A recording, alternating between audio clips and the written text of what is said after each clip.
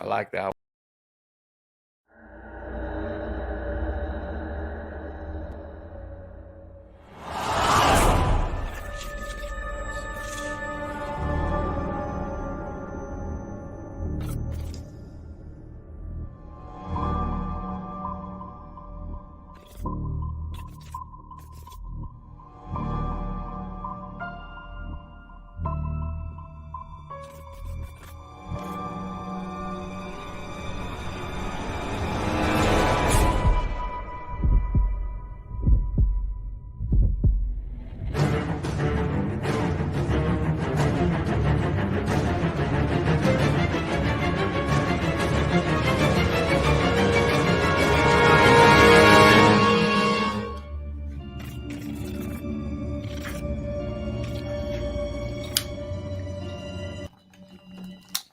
Hey, what's up, Sonny? What's going on, guys? I thought I had another 15 seconds. Same. 20 seconds, 30 seconds. Yep. Hey, that intro, I don't know if we played that before on this channel, but that is brought to you by Anthony, Unidentified-S4, made that for us. Thanks, Anthony. That thing's Thanks awesome. a lot, man. That's pretty cool. We needed that. For the longest time, this channel never had an intro. We just kind of fired it up. Our guest canceled again. Oh, yep, man. tonight our guest canceled. I think they just don't like us. Yep, I'm starting to think. That's what I'm starting to think. That's when you get your own. Yeah, I think before they get on here, they watch a couple of old episodes of us, and they're like, "Hey, Cassie, it's not gonna work out. Okay, this is not gonna work out." Well, I can honestly say, if you can't take a joke, this might not be the spot for you. But everyone on here seems to have a good time. I think these people just are having bad luck. This one was having technical issues. She said, technically, I don't want to come on there and meet Chad. Technically, I don't really want to be on there with you guys. It's mostly that Chad Smith guy, though. Oh, well. We'd still have fun. Yes, we will. Maybe I should tell Ben and Joe. How fun would that be to put them to work? Oh, I don't know. I don't know if they get. They're always saying they want to hang out. We're gonna go straight to the text message on this one. Yeah. We're not. We'll wait until. Gemma. I bet Gemma don't know we start at 5, even though I told her. Oh no, maybe. She doesn't have the link. Late. Yep, she's got the link. She'll be here. She's gonna be a little late. Okay. Jake Smith, what's going on, man? Hi, Cassie. Hi, hey, Cassie. Jake. We got Lindsay Pinzer in the chat. Good to see you. Don't block me. First one in line today was Eddie Haskell, though. Eddie Haskell was here first. What's up, dude? And we got my mom in the chat. How's it going, Mom?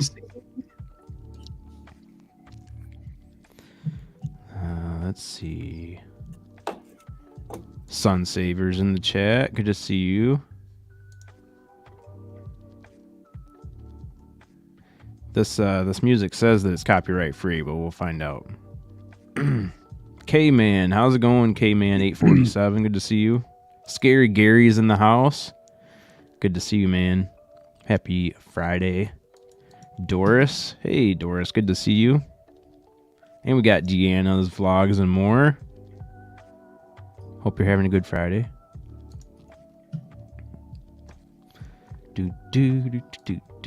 Gemma, yeah, you better hide your toaster. She's coming in hot with her energy, her toaster frying energy.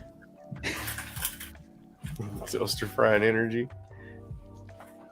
What did she do to the toaster? How do I know? Actually, I think it was her microwave. Actually, she had something in the microwave and she was getting aggravated or something. Her energy was getting a little bit too heated up, and then next thing you know, the microwave broke. Uh-oh. So tearing shit up. Paranormal. Mm-hmm. Let me hit this French press coffee. Spooky. Oh my. What did I do? The dark roast. Let me hit this coffee I got right here. Oh, It's time to fade to black.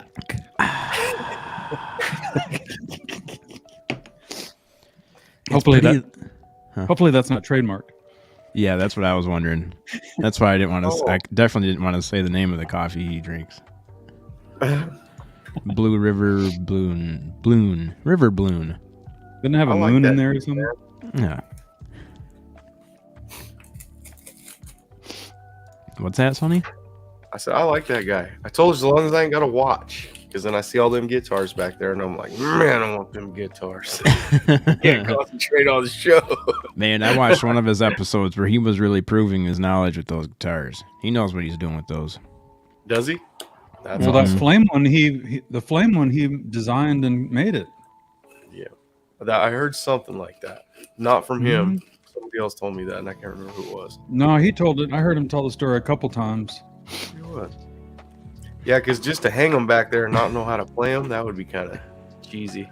That was cool I having don't play mine Zenza all with us that last well, so I night. keep it hidden. Who'd you have? We had Zenza Bill in here from the Jimmy Church chat room. Yeah, that was cool. His moderator. Yeah, I was listening at work for a little while. Hey, Mr. Crowley, good to see you, man. Hello. Thanks for Hello, being a Mr. host on the Crowley. Chad Smith podcast. Good to see you. Yeah, he's of Chad Smith podcast fame. That's right. Of the Chad Smith podcast. Right. If anybody would like to help us purchase more Oracle cards or StreamYard monthly payments or anything like that, you can go ahead and buy us a coffee. Link is in the banner at the bottom. Be sure to give us all your Oh, money, I all your didn't even notice earnings, that. all your winnings from Vegas.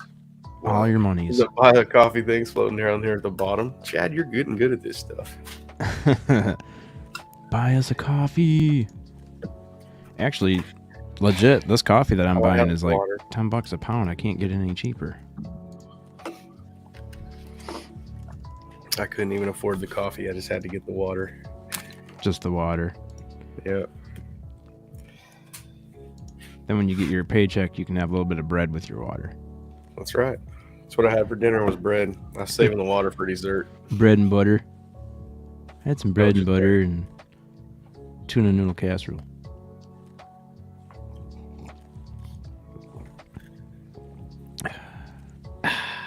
Well, guys, Let me hit this coffee. what you doing this weekend, Chad? For the most part, just watching YouTube videos. There's a lot of lineup. There's a lot of shows lined up for this weekend. But other than that, we're supposed to have a little bit warmer weather, but it's raining like crazy right now. So I don't know if it's supposed to clear up, but if it is, I want to go mountain bike riding, or at least just riding the bike around the neighborhood. Papa Willie just got back from fishing. I'm thinking about, you want to go do that again? Yeah, you know I do. Find my license. Fishing sounds fun. On the hook. Sounds fun. I wouldn't mind going back to that place that we went. Same. We'll have to take Deanna's car for that. But if I you think- want to go somewhere where we got to take the trailer, we could take that beast of a truck full of gas. The lakes are It's about finally thawing out. around here. $500 worth of gas in that truck. Yeah, man. Really? I can't even imagine. Chad should see his mama for her birthday. Hey, we could probably do that, couldn't we? Could make that Happy work. birthday. She better be able to keep up on a mountain bike. We could probably make that work, Ma. Yep, my mom's turning. What is it now? Now, Mom? 32, 33? Age. Oh, I wouldn't do that.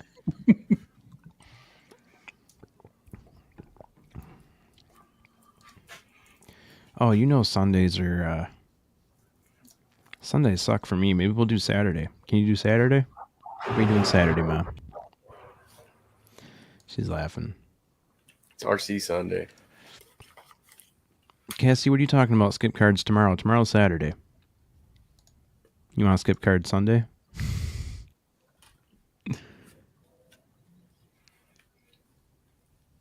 I'm starting to get ideas. Maybe we'll bring Mom over for cards. Be Chad, Mom, Molly, and Cassie doing cards. It'd be fun. I got this new one just a couple days ago, or the day before. Yesterday. Sacred Forest. I couldn't hold it up there one more time. Right here. Right, yeah. Let me see. The There you go. Sacred Forest. Oh. Mm-hmm. I bet there's Keeblers in that tree making cookies.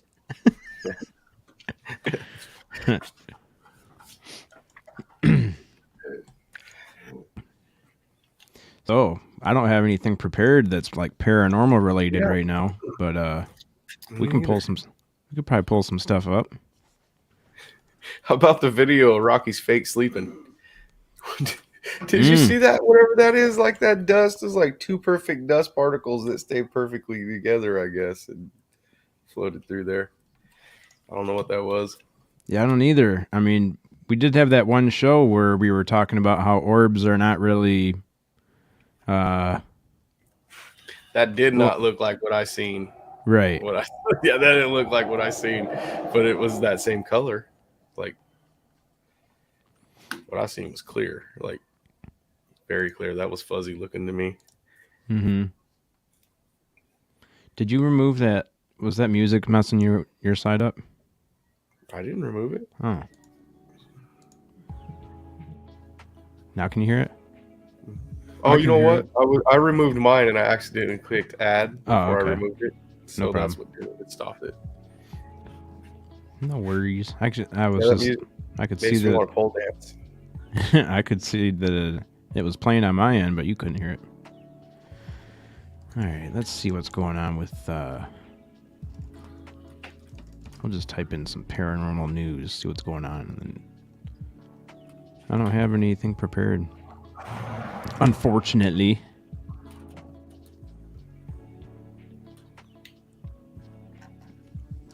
Yeah, I don't see anything. Nothing's coming up that's like breaking paranormal news. We got ghosts running through the streets. I could just make some shit up, I guess. You could. You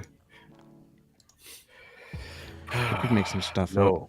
It's like, I don't see. That's how. That's why we call Big Willie the show saver, because he'll come in and just be like, Did you guys hear about that case in 1824 where the guy? It's like, no, dude. Do you want to talk about Cambion's new correspondent, her new newswoman?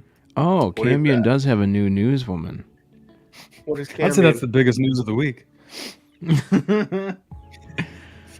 Yeah, you could say that. You could say it's the biggest news of the week. She got some big hooters. What are you guys talking about? Filming and what is How did you know?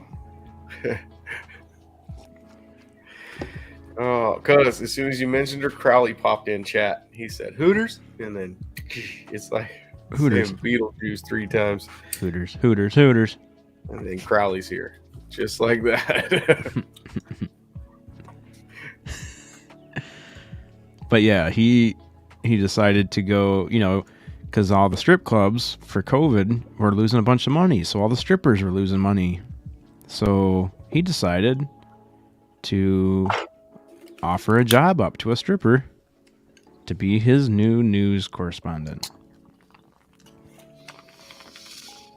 And Shit. she's I good wonder at it. Deanna let me get one for a cleaning lady, Oh, just for cleaning the shop in here. yeah. Oh, look, it's Lindsay. messy again. You bought us 3 burgers. Are you serious? 9. Yeah. Are you serious? Whoa. Mr. Holy smokes, guys. All right, we got a couple people to thank. What? We got a couple people to thank, man. Oh man. Just we are. Let's pull this one up first. I need a better way of doing this because I can't do it without taking the music out. Mr. Crowley says, Bought you 3 cheeseburgers with nothing nice to say. Thank you, sir. Thank you Thank for you so your much, man. generosity. Love cheeseburgers. Dude, cheeseburgers are the best. And then we also got another generous viewer in the chat. Lindsay Pinzer bought us 3 cheeseburgers. Thank you, Lindsay. Thank you, Lindsay. You're awesome. Always love you, beautiful Thanks souls. for coming on last night. Yeah, that was fun last night and unexpected.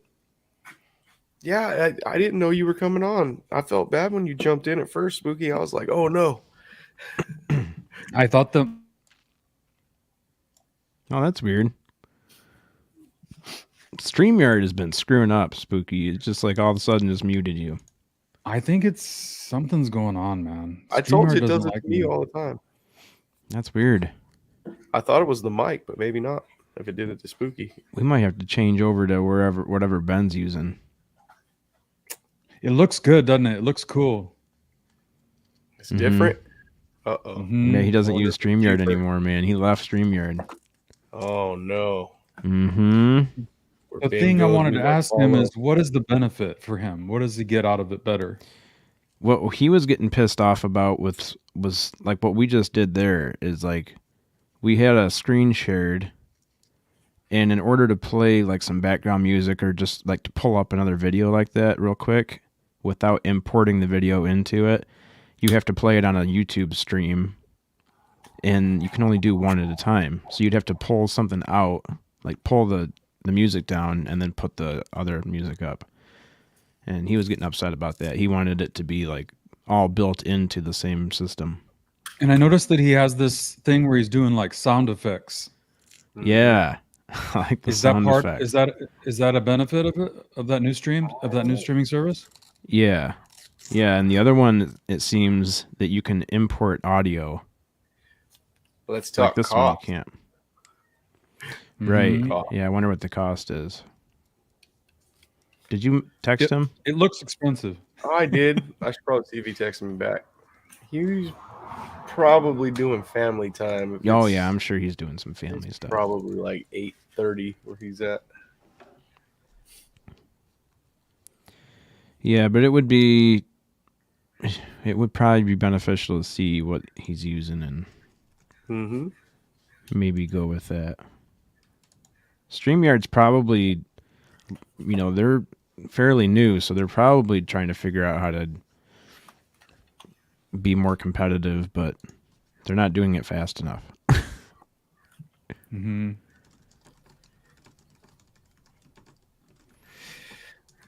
Yeah, I don't know what the difference is. Like I said, I didn't notice he changed. I didn't know. Mm-hmm. I'm going to pull up some different music. That lo-fi's putting me to sleep. Is that dirty porno music you were playing? They won't let us play good music. It's only dirty music. Oh, damn. There's like copyright-free metal music on here. What's this one?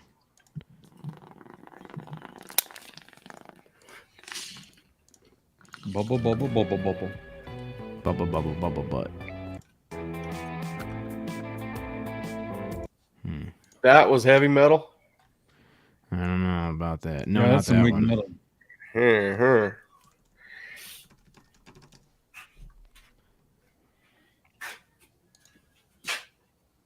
Royalty free. Does it say royalty free? It says no copyright. I don't know. I don't trust these, but we'll see.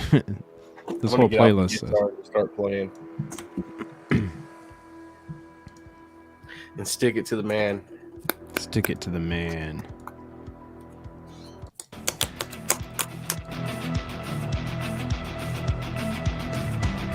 There you go. Now sing. Ladies and gentlemen, please put your hands together for Sonny Conway, The Paranormal Chop Paranormal Shop. Chop Shoppers. Alien girl. Oh god, dude, that song's always stuck in my head.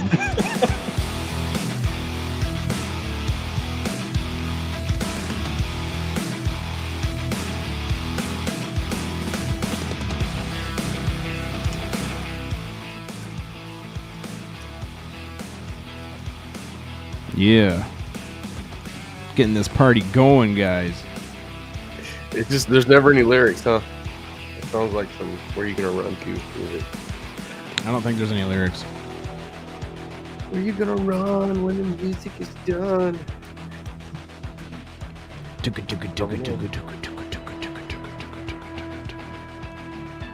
I should at least subscribe to this channel if I'm gonna play the music. Anthony's in here. Oh man, Oh, Anthony. Hey Anthony, what's up, man? Spooky, Chad, Spooky, Sonny, Papa Willie, what's up, man? Oh yeah, we could also use Brassels without getting in trouble. oh, that's right. Jay Diggs on there. It's a little rough sometimes. Dude, I was listening to a whole album at work. Jay Diggs album. It's good stuff. Somebody asked me where he gets his hats. The ones that say gifted. I asked you that. I was like, can you ask him where we get those? I'll find out. That's gonna be somebody like his clothing line or one of the guys' clothing lines or something like that. Because I've seen the emblem on the side. Yeah. He's probably got a closet full of them. If he's got one, he's got 20 because he only likes to wear shit like once or twice, and then it's not brand new no more. Andy's in here. We got Andy in the house.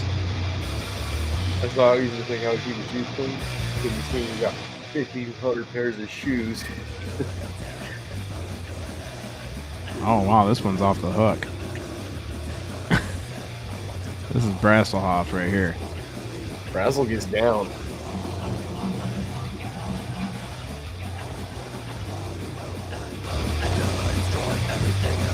That's metal.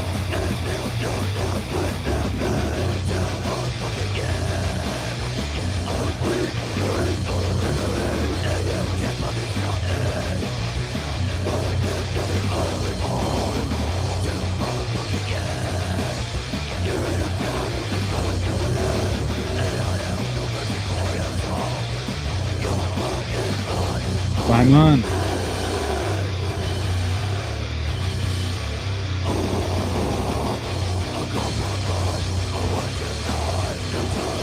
Wow, that stuff is hardcore, man. That's never been my type of music, but I guess in the right, like if I was driving down the road or something, Makes you drive fast. oh yeah. Yeah, Brassel would laugh at me if I told him what kind of music I was listening to. I've heard it when you're driving home. Oh yeah, you have. That's true. Listening to some Afternoon Delight. Sky rockets in flight. Woo! Afternoon Delight. Woo! Yes, Eddie Haskell. I'm very happy. Afternoon delight. What did you say, Spooky? Eddie Haskell saw my Dodger gear. We got a new first baseman, Oh. a very, very good one. One that won the World Series last year. Ooh. Mm-hmm. So that's a good thing then. It's gonna be on. Got It's stretched. gonna be there. on like Donkey Kong. Bum, bum, bum, bum, bum, bum. All right, I sent the link to Jim Goodall. He said he'll be here in 10 minutes. Second star survivor. You really will if you send him the link. You know that, right? That would be fun. He'll tell you, "Will you quit bugging me, Chad? You know I'm coming already in April." I hope we get him on the show in April. But if he just wants to hang out and party, that's what we're doing. You guys are SOL. I'm sorry. Oh, Spooky could come hang with us and party. Spooky, you want to come down here for that? I'll take a drive. Oh man, you want to meet Jim? I need to get out. Okay, Jim's coming. You want to share a trailer with him? Big old fifth wheel. He's got his own bedroom and everything. Yeah, I don't know if he's going to be okay with that. You and Michael Strapp might have to bunk up though. Man, that Michael Strapp. He's got the If he brings knowledge. him with him. Man, Taking off. I just played Strapp's copyright got all music. the goods. Guys, I'm gonna mute for a second. Okay. I accidentally just played copyright music because it just went to the next song and it wasn't Brassel's stuff. We're done. That's it. Wrap it That's up. it. They're taking us off YouTube. Ooh, listen to that.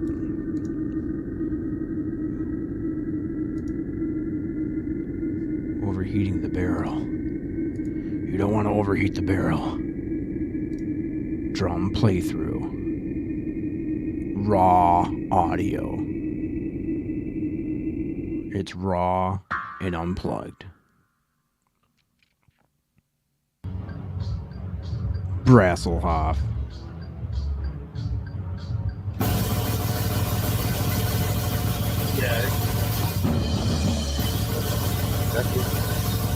Let it run, and yeah, it'll go down. It goes down slow, but it goes in, and then you can put water or antifreeze. Antifreeze in there, then make sure it's the right stuff. See you later.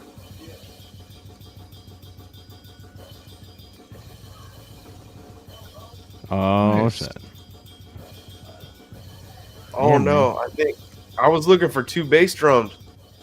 Either the camera's reversed or he's wrong-handed because he's playing that bass drum with his left foot. How the hell is he doing that? He's playing something else with the right. Yeah, he's got double bass. Oh, he does pedals. have double. Oh shit! That's power. That's how Yeah. he fires that bass off so fast. That's See that?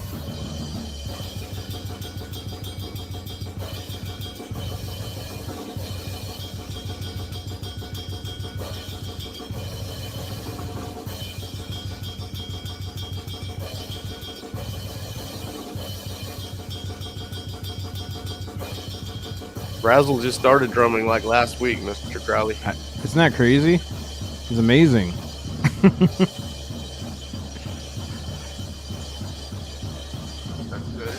Is Andy on Discord?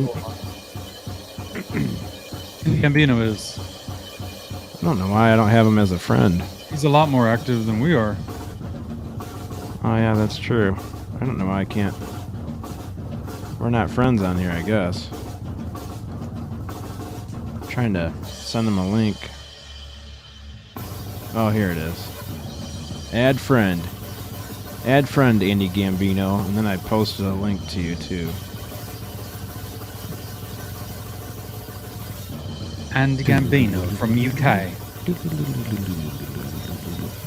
Hey, where's Lee been, man? Somebody said that Lee was under the weather. First floor. Yeah. How about Andy? He should know. Andy's going to be here in a second. I'll have to ask him. But yeah, I think somebody said that he was sick. Not feeling well right now. Hey, Spooky, look. Got me a new... Oh, let me blow up the screen here. Whoa, that's profesh, dude. Yeah, it looks nice. Hey, Andy, nice That's to see you, hot. buddy. Yeah, What's hello. going on? Hello, boys. Nice to see you, Sonny, Spooky. What's going on, Hey. buddy? Hello, Andy. Always Hi good to there, see you, how you Andy. doing? Good, boy. I bet you stay busy. Have I got a tan? It looks like I'm really brown. I don't know why. Fuck. All right, we know you're a honky. Yeah, it does look like you're really brown. Been out tanning today? Yeah, it's called Trump Spooky caught orange. it. I think I heard what you said, but I'm not for sure. I missed whatever you said, and I'm sure it was beautiful. It was... It was. I said, don't worry, we still know you're a honky. That's what I thought I heard. Now we're really getting taken down. Now Absolutely. we're in trouble now. Flag. We're going to get canceled culture. Flagged for racial slurs. So tell me, what happened to your guest? They saw previous shows. Yeah, I think what's going on here is we need to take down our previous shows before our Friday show so that the guests can't see what they're getting into. I highly recommend that. That's not what I heard. It needs to be more of a surprise. I heard she couldn't come because the tornado brought a house down and landed on her sister. She couldn't make it. Okay, I'm joking. We're fucked. I'm joking. We're fucked, dude. This is the last show. It really This is. is Welcome to the last Paranormal Chop Shop. Enjoy I'm it. honored to be on the last show. I'm going to make sure it's going to be a really abusive one now. I think Sonny, way to kill it. I think we need to have every show and just live it like it is our last. Just getting a little perturbed because the last 3 guests canceled. Yeah, that's how I live my life, as if it's every day is the last. We have to, man. Especially if we're this vulgar. Yeah, Anthony wants me to send the link. Hang on a sec, Anthony. Absolutely. Oh, I thought I sent it to him. No, he has, but we have to like send it to 3 different devices before he knows how to connect. Oh, okay. I love when you guys bicker back and forth. It's hilarious. I know, we're like an old couple. I know. It's hang on. All right, so copy link. Where is it? Oh, got to send an email, have I? Jesus, so 20th century. Hang on. An email? Yeah. I don't have to remember email how it to in. Only because I don't have Facebook. Oh, I can hear him. Hi, Andy. Yeah, Or hi, we're Anthony. we're on our own StreamYard at the moment. Oh, okay. That's how we talk to one another. Ah, Right on. so they're critiquing us while they're watching the show. Yeah, I know some guys that used to do that. What's up, Jim Goodall? Hey, Jim. Hey, You hear me okay? how's it going, buddy? Welcome, brother. Good We to can see hear you just fine, man. Oh, good. I was just going through my stuff, and I said, "Hey, you bored?" So here I am. The ways of the universe. I said, hey, Jim, if you're bored, we're just hanging out in the garage, buddy. Mr. Yeah, Goodall. that's great. Yeah, we met That's already. Okay, Anthony, I've sent you. I'm going to leave StreamYard now. And all right. Sorry, guys. Having 2 StreamYard conversations is difficult. Yeah, Jim, we're just trying to get one of our other friends on here who's also in another StreamYard, so we're trying to get him the link to this one. okay. Jim was on our show. He knows Anthony. Oh, sweet. Yeah, that's right. Jim was on our Everyone's show gonna with Michael Schratt. Yeah, give Michael a buzz. Oh, Michael. Drop him a line. Oh, geez, give Michael. He's always good for the conversation. All right. Yeah, he's a Let's pretty good guy, isn't he? How you Yeah, doing he is. today, Jim? How's it going? Well, considering the last, I guess 3 months have just been really insane. My wife was diagnosed with a malignant brain tumor. Shit. Hey, how's it going? And then Hey, Jim, how are you? I'm doing good. I was just talking about my wife and the events of the last 90 days. It's been crazy. 3 weeks ago, she had emergency brain surgery. She had an aneurysm within the tumor, and they went in and took the whole tumor out. And she's been out in the 2 weeks after 4 hours of emergency brain surgery. She's out working in the yard. So Oh, good. wow. God bless her. yeah. That's Awesome, amazing. man. So That's all great all news. is good in the Goodall household. Excellent. So That's great to hear. Yeah, and I'm going on my road trip. The end of I'm actually leaving here the 20th of April. A bunch of us are meeting in Las Vegas. Dave Scott's sort of putting that together. Oh, It's SOL. nothing formal. It's just a bunch of those bumping the night crazies are getting together, and then we're going to have a Q&A at the Golden Nugget. And anybody nice. wants to come is more than welcome. I'm sure Dave would be thrilled to have any one of you or all of you guys to show up. Yeah, that sounds like good times, That's awesome. man. Is this the Yeah. SOR conference? Is it the party? The SOR? Yeah, and then when I leave Vegas, I'm gonna go spend the Monday night at Sonny's Conway's and the Paranormal Chop Shop. Last time I was there, we went on for Yeah. 5.5 hours. I almost didn't have a voice.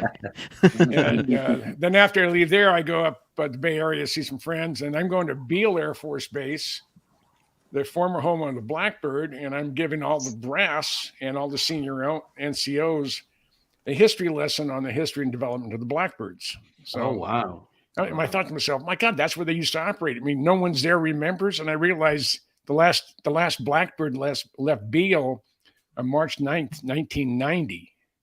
That's 32 years ago. I mean, in my head, for some reason, has never left the late 80s, early 90s, and I don't know why. Wow. The fact is 2022 is just mind-boggling. And then once I get done with that, and then from there, I hope to go spend a couple of days with Bob Lazar. Nice. Oh, wow. Nice. And Now that's news.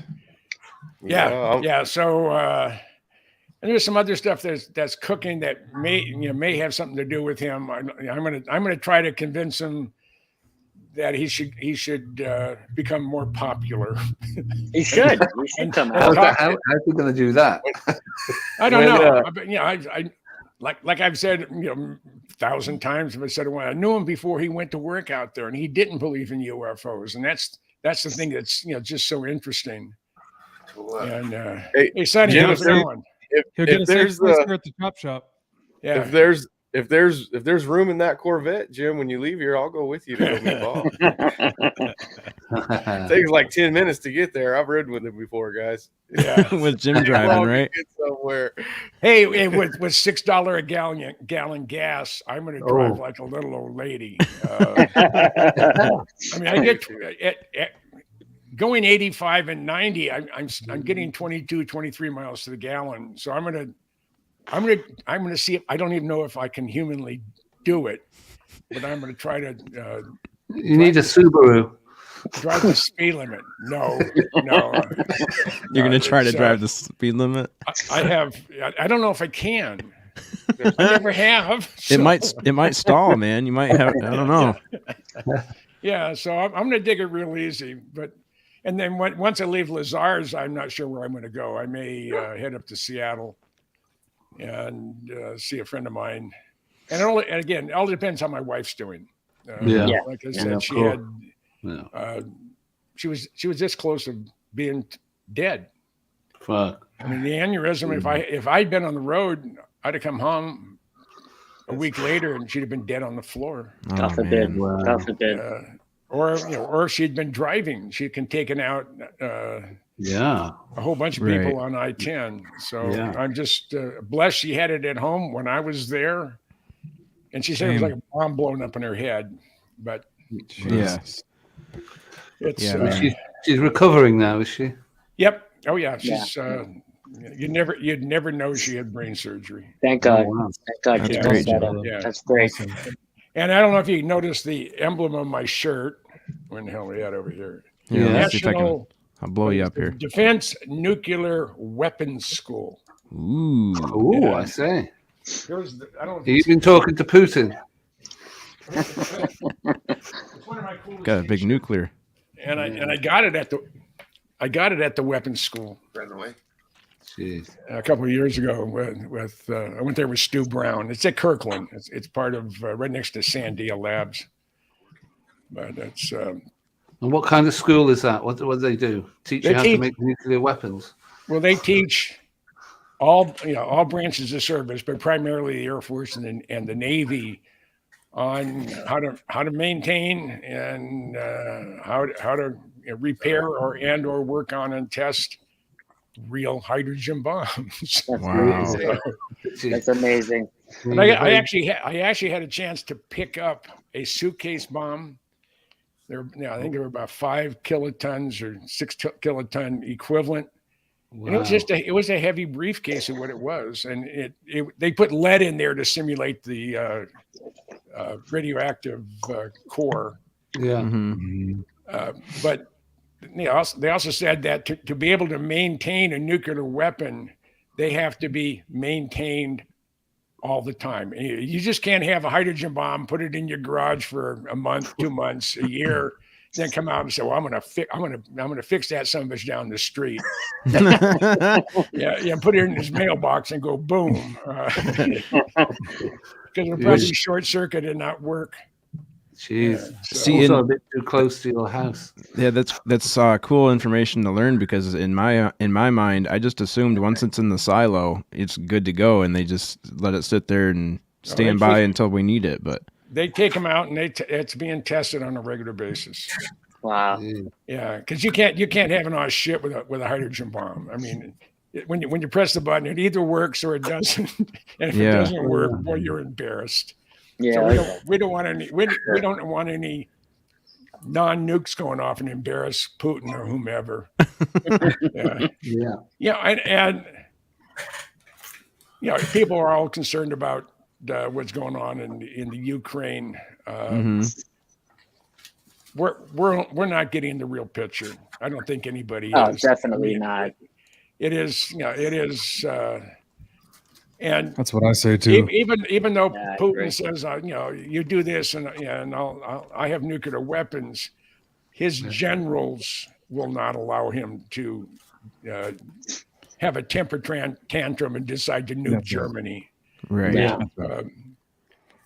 New York, maybe that wouldn't be bad. Los Angeles. Germany's too close. Hey, wait, watch me. But, as long as because the thing is, if they nuke the Ukraine, all the fallout and everything goes to Russia and the UK, of course. Oh, that's true. And Europe, the whole of Europe. Yeah. Right?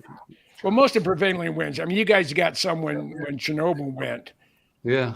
But the majority of it goes east, and I don't know. I didn't even think about that the fallout would go into their territory. Yeah. Oh yeah. I think they'd be really screwed. But no one listens to me. I'm just an old guy who lives in Arizona and doesn't know shit. So hey, we listen to you, man. You know more than anybody, Jim. Well, I don't know about that. Well, I've been doing it longer than anybody, so I guess that sort of qualifies me to a bit. But I am amazed every time I go on a podcast or anything, and I have so many people say, "Oh wow, Jim Goodall's on." Hey, I'm just me. I'm not anybody special. I've just.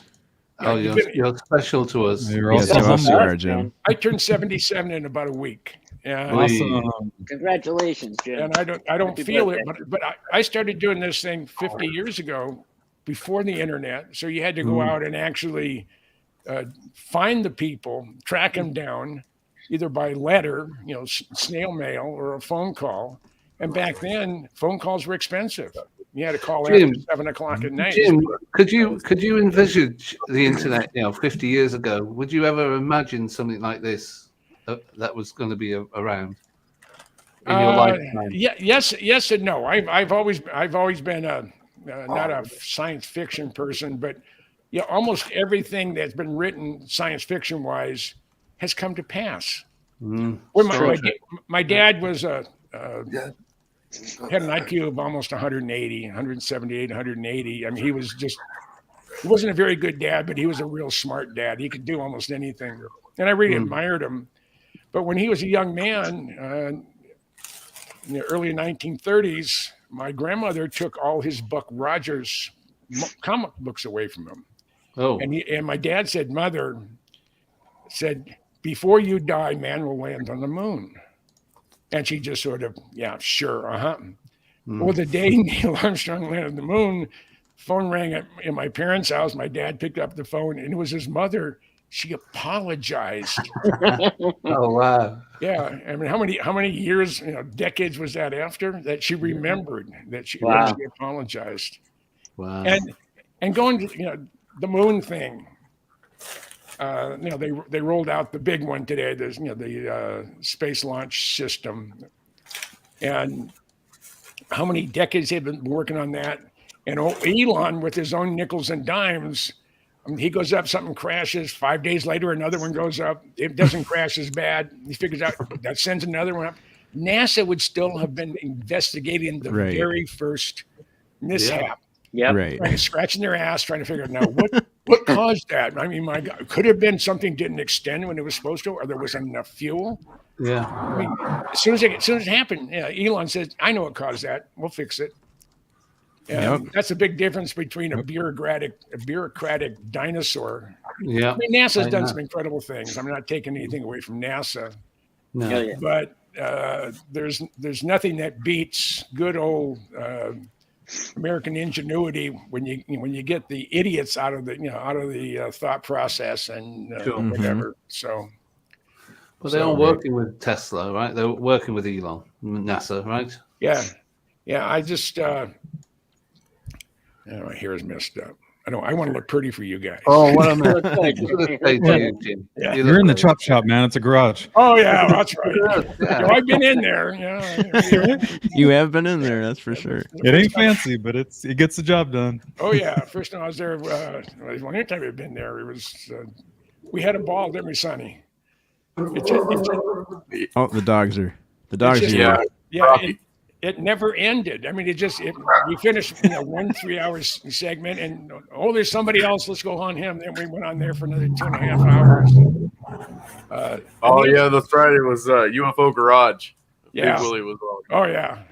That's what And the thing I've mentioned to most everybody, this is a group of people. You're my people. I mean, this is a group of people that I felt almost instantly comfortable with. Oh, that's same here, brother. Thank you. I don't like phonies. I don't like and I've only met one asshole in this organization. Can we have a name, please? I won't mention his name. He produced a movie, but it was more about him than the other person. Okay. That does narrow it down a little. Yeah, and the part that irritates the hell out of me is when this person had emailed me and talked to me 3 or 4 times about being part of that program, since I knew his main character before he went to work out in the desert. And he never got back to me. But when I was at Storm Area 51, I was at the Area 51 base camp. He was given a talk about his movie, and every single sentence, whether it was needed or not, he said "fuck." And I finally pulled him aside and I said, that I said, I had 27 years in the military. I've always been around a lot of guys working on airplanes. Profanity is a form of expression, but my God, every single word out of your mouth, or every sentence, use that word. Yeah. One, it shows very classy. It shows he lacks class. Yeah. And I think he's a piece of shit. Yeah. So that's my true feelings. But They're out there. And some of you probably figure out who I'm talking about, but I'm not going to mention Yep. his name. Well, I Keep have it a few between us. names in my head, but Yeah. Got an idea. But our little get together on the 22nd, 23rd, and 24th of April at the Gold Nugget. George Napple's going to be there. I've known George for about 40 years. I'm gonna bring the group. We're gonna, depending on how big they are, over to see Lear, because I don't know if I can get him out of the house. So we're gonna meet with John Lear, and then on that Sunday, and take everybody up. And we're gonna go to the north fence line of Area 51, and I'm gonna show them some of the back roads into where they put up new signage. Oh. Yeah, they're about a mile or 2 miles outside their boundary. They have signs out there now. Said if you pass this sign, your vehicle is subject to seizure, and you're subject to a fine of $1,000. Now this is public lands, and they haven't gone through any process to acquire any more land in and around Area 51. Oh. And I don't have to worry about my car going down some of those dirt roads because I don't have this much clearance. Sonny knows about that. He helped fix my air dam. It's a real rubbery one in the bottom, and I've hit too many curbs with it, and I got to cut it off now. It's shot. But now they shouldn't have sensors on public lands. I think it's against the law, but they do. The security people in and around Area 51, they have no jurisdiction outside the perimeter of Area 51. So you can go and tell them to go, give them. They can't fine you then. If they try to fine you, you can say, "Well, fuck you. That's not legal, right?" Yeah, the camo dudes. Right. And have you run into them, Jim? The camo dudes in the white trucks? Yeah. I mean, I was there October. I was there with Dale and a guy named Mike who lives down here. Dale's from he's from Kingman. He's a truck driver. Have you exchanged any words with them before? No, I mean they keep their distance. Yeah. But again, they don't. And I was very tempted to drive up to them and then said, what you're doing is illegal, and you have no jurisdiction on this side of the fence. So maybe you should go on your side of the fence and leave us alone. But that would be awesome to see. That would be great. Yeah. I can imagine their reaction. Because there are people on YouTube that try to get close to them or try to interact with them, and they'll like block their faces so they can't be seen on camera, or like they try to intimidate you, but they only go so far unless you actually cross a boundary. And it has to be a physical boundary. It can't be their pretend boundary that they put a sign on some of the roads up on the east side. I'm talking about in Tippecanoe Valley. Because there's a road that goes all the way to the top of the Groom Range, and there's a mine up there, and it's you can't see anything taken off from Area 51, but as soon as it lifts off the runway, it's visible. And all the real spooky stuff, the special access aircraft, the spookier they are, the more they're going to fly just on weekends. And typically they're going to fly within an hour to an hour and a half of sunrise. And then for about an hour and a half, 2 hours, and then they're done for the day. And the reason why they do that is that 95% of the employees at Area 51 are not cleared to see all this stuff. Some of it's above top secret, whatever it may be. And I had my friend Dave Fruhoff was the facility manager there for a while, and he said he was there about a year and a half before he started asking questions because, like I mentioned on a couple other programs, he chased a UFO in an SR-71 and it left him in the dust. So he was there inquiring whether or not, did we ever flight test anything back in the early 70s that could outrun an SR-71? And everybody said it wasn't done here. So he feels that he chased an unknown aerial phenomena, better known as a flying saucer. Wow, that's awesome, man. Yeah. And I had my boss in the Air Guard, he's a Major General, Wayne Gatlin, chased one in the F-94C, and every time his weapon systems operator would lock on with the radar would die. Yeah, I've heard that so many times. Heard that story, yeah. He'd reset the circuit breakers, turn it back on, it's scanning, it locks on, it dies. So, and this is back in the mid-50s. And there wasn't hardly anything that can go Mach 1 except in a dive or a rocket-powered airplane. And this thing was, he said it outran him, and then it disappeared off radar because it was hovering right over the radar station because they were looking here and not here. Yeah. And when he got close enough, he was trying to get an idea of what the shape was, and the thing went straight up. And this is in northern Minnesota, so it's the air is crystal clear, and it just went straight up and disappeared. And it's nothing like anything that we had then or even now. Yeah. So I asked General Gatlin once. I said, "Okay, let's assume I'm a pilot. I wish I was, but I'm never. I was too much of a problem child to go to become an officer." I said, "Okay, I'm flying F-16s. I encounter a UFO. I chase it. It leaves me in the dust. It renders all my electronics unusable. Come back to the base. What do I do?" I said, "Well, you go to your post-flight briefing. Then you go to the club. You get a couple stiff drinks. You down them. You go back to your place and forget what you saw, because if you mention something, you have just screwed your career." Oh yeah. It's different now, but it was pretty bad back then. You say, "Oh, I found a UFO," and then you're gonna have a check mark against your name. This guy's a Fruit Loop. Yeah. He believes in unidentified flying objects. But I'm guessing quite a few people sitting in that bar drinking stiff drinks have probably also seen some as well, right? Oh, I'm Right. sure. I'm Oh, sure. Yeah. Not saying a word about it. Yeah. Can't even imagine all the stories that weren't told because of that.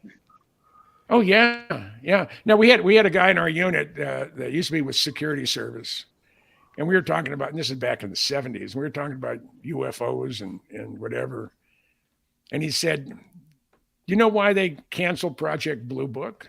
And I said, "Well, for one or two reasons." He said, "What do you think they are?" And I said, "Well, either they proved beyond a shadow of a doubt that UFOs were fake, were not alien, or they proved beyond a shadow of a doubt that UFOs are real and they're here."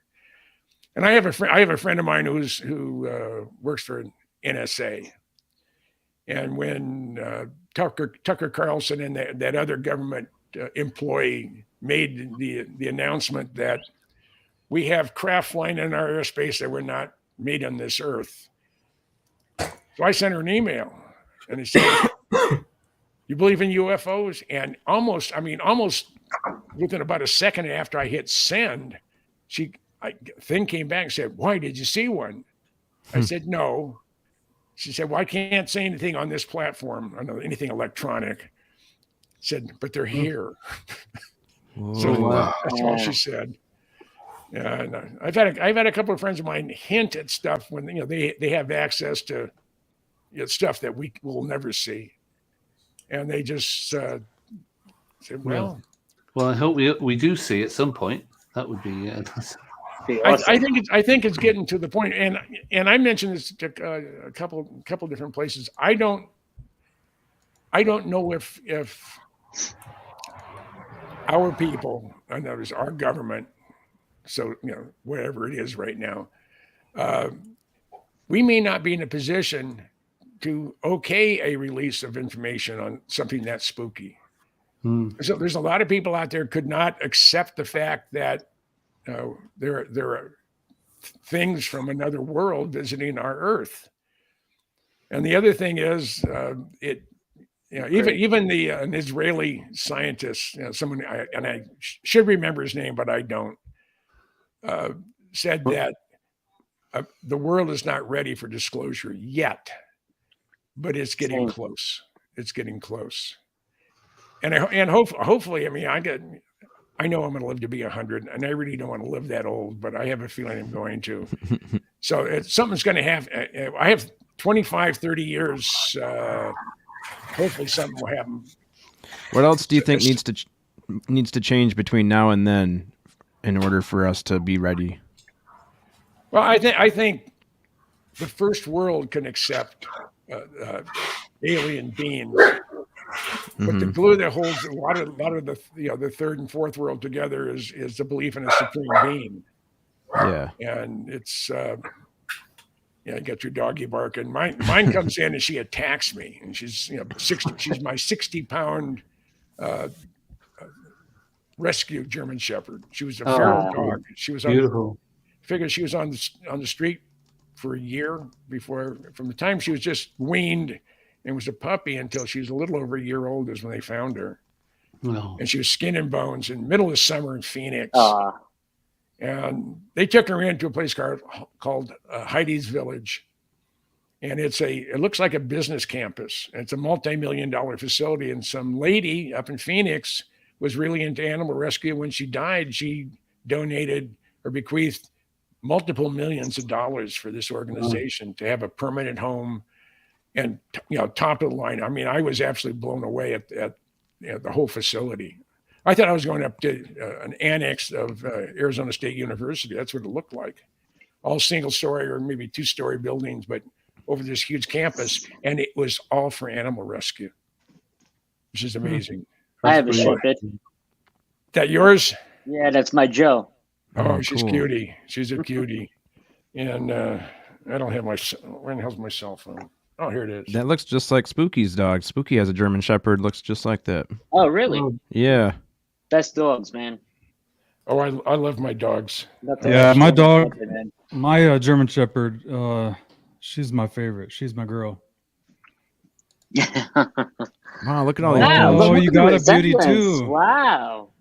And she was a rescue. Someone just Oh, let her go. Doesn't it? And You can't believe it that someone would let an angel like our dogs go, but maybe that's why they find Crazy. us. And Yeah. she is the sweetest dog. She doesn't respond to her name. She doesn't play fetch. The only word she responds to is treatsy, and Boreas goes straight up, and she knows what a treatsy is. They love their treats. My dog don't stop at the bowl. You got to throw it 10,000 times to get him tired. Forget it.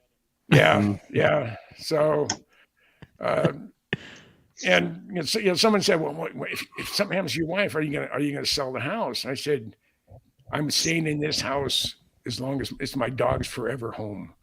Yeah. I'm never leaving him." So I need a glass of water, so I'm going to leave. Just walk out the room for a few seconds. yeah. I'll be Go right ahead, Jim. Go ahead, Jim. All right, we'll take you out. Awesome show so far, guys. Jim's Guess I gotta guess now. It's not bad when the guest cancels, That huh? was a nice surprise. Have Jim on. Love Jim, man. He's the best. I just had a Fell strange right on her feeling. sister. What's that, Sonny? Fell right on her sister. Yeah, the guest. I'm teasing. I hope she knows I'm teasing if she watches. So I see Lee G's in the house.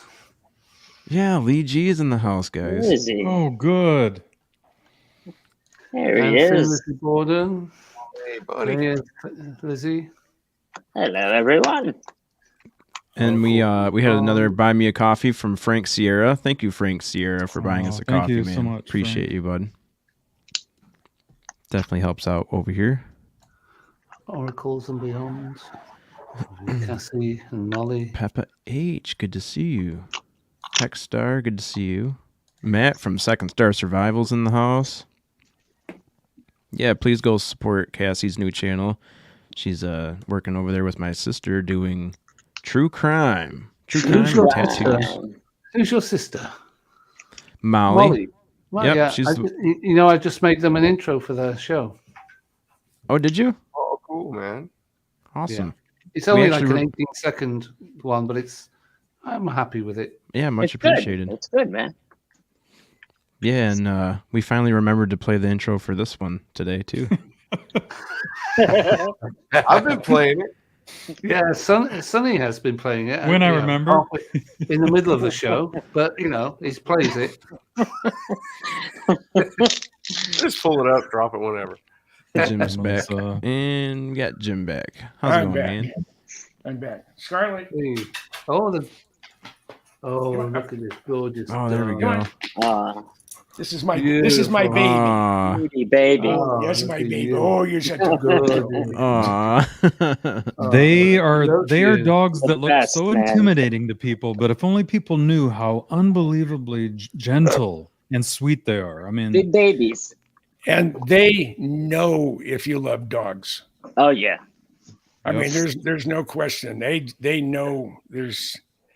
Yeah, and Yeah, they my come dog right up to didn't you. leave Jim alone when he was here. All Yeah. he was glued to him. Yeah. mhm. Yeah, That's I mean, they cool. can So, tell a good person. Dogs Yeah. can sense it. Well, I don't know about good person part, but they can tell you they love dogs. Yeah, beef jerky in his pocket. Yeah. So has anybody had any incredible finds or anybody drop anything off for any of you guys? That's S4 earth-shattering or something to make you scratch your head. We could definitely pull up some Anthony videos. Yeah. Oh, you can pull up the one from last week. That was good. Yeah. Right? Is it right on your YouTube channel? Yeah, have you guys been looking at any of the Michael Schratt's YouTube? It's Blue Room Media. Yeah. Yeah, and he He's just got a new book, hasn't he? Just a new book out. Yeah, the book is right here. Dark Files. Dark Files, right? And The Dark Files. It's on Amazon, I believe. I think it's in my. I have it on the way. I actually ordered it after the show. Yeah, I mean it's worth every penny, and he has enough stuff, and none of the stuff that he talks about or he's put in his book, all of it has supporting documents, either police reports, FAA reports, military reports, first person interviews, sketches. And he really knows his subject matter inside and out, and I admire him for that. And I tell him that too. I told him I'm very, very proud of him for doing what he's done, because no one else has done what he's done, because he's been doing this for what, 20, 25 years. Yeah. Mm-hmm. And he has a warehouse full of 4-door filing cabinets filled to the brim. Amazing. That's amazing. Yeah. And if he ever gets someplace where he can, right now he's in, we call it the ghetto of Santa Barbara. It's in Goleta. And you wouldn't think that Santa Barbara would have a ghetto, but they had abandoned cars in the front yard and stuff like that. It's really pretty pathetic. But that's where he works. And he likes what he's doing, but he doesn't like where he's at. And he would like to do something related to specifically what the six of us are doing. Snooping on the government, trying to figure out who's doing what, where, how. He's the man for the job, man. It's cool that he's got a YouTube channel now as well, because that's taking off. Which is great. He needed to get a YouTube channel with all that information, man. Years ago, should have joined. Well, I think the world of Michael, and no one does it better than him as far as research. That's the truth. But he's always been a nerd, and he was always picked on in school, and he doesn't have a lot of self-esteem. And I keep telling him, I said, Michael, you're the best there is. Yeah, man. Yeah. No one really does it. is. No one does it better than you when it comes to this stuff. And That's the truth. so I keep pushing him and pushing him and pushing him. And like Eddie says, he finds the documents and his boots on the ground for research. He spends virtually every weekend, and he has for decades, tracking people down. And I mean, that's what I did way back in the 60s, 70s, and the 80s. And this was all before the internet. And it gives you a totally different perspective when you actually can track the person down and meet them face to face and talk to them, like we are, but in person. And it's just it adds something to it. I know when I was interviewing Dave Fruhoff, he lived in in Lynchburg, Tennessee, and I was at my dad's place. He was in Tullahoma. He was engineering director at the Air Force, the Arnold Wind Tunnel Complex there in Tullahoma. And my mind just went blank. I hate that. Oh God, I hate it. That happens to me too all the time. Yeah, well, 20 times a day it happens to me. I have 20 or 30 things zipping through this brain of mine at any given moment. And I'm talking about something, and I'll stop for a second and my mind will go somewhere else. And then I'll lose track of what in the hell I was talking about. But Melissa says we're all nerds and we rock. Well, I'm cool with that. Yeah. I mean, it's I've always referred to it as having a brain fart. I mean, that's what it is. Yeah. And Melissa says, Chad, will you please ask Jim about Michael Veach? I don't know a Michael Veach. I don't know that name either. I had to look it up. He's Familiar. Yeah.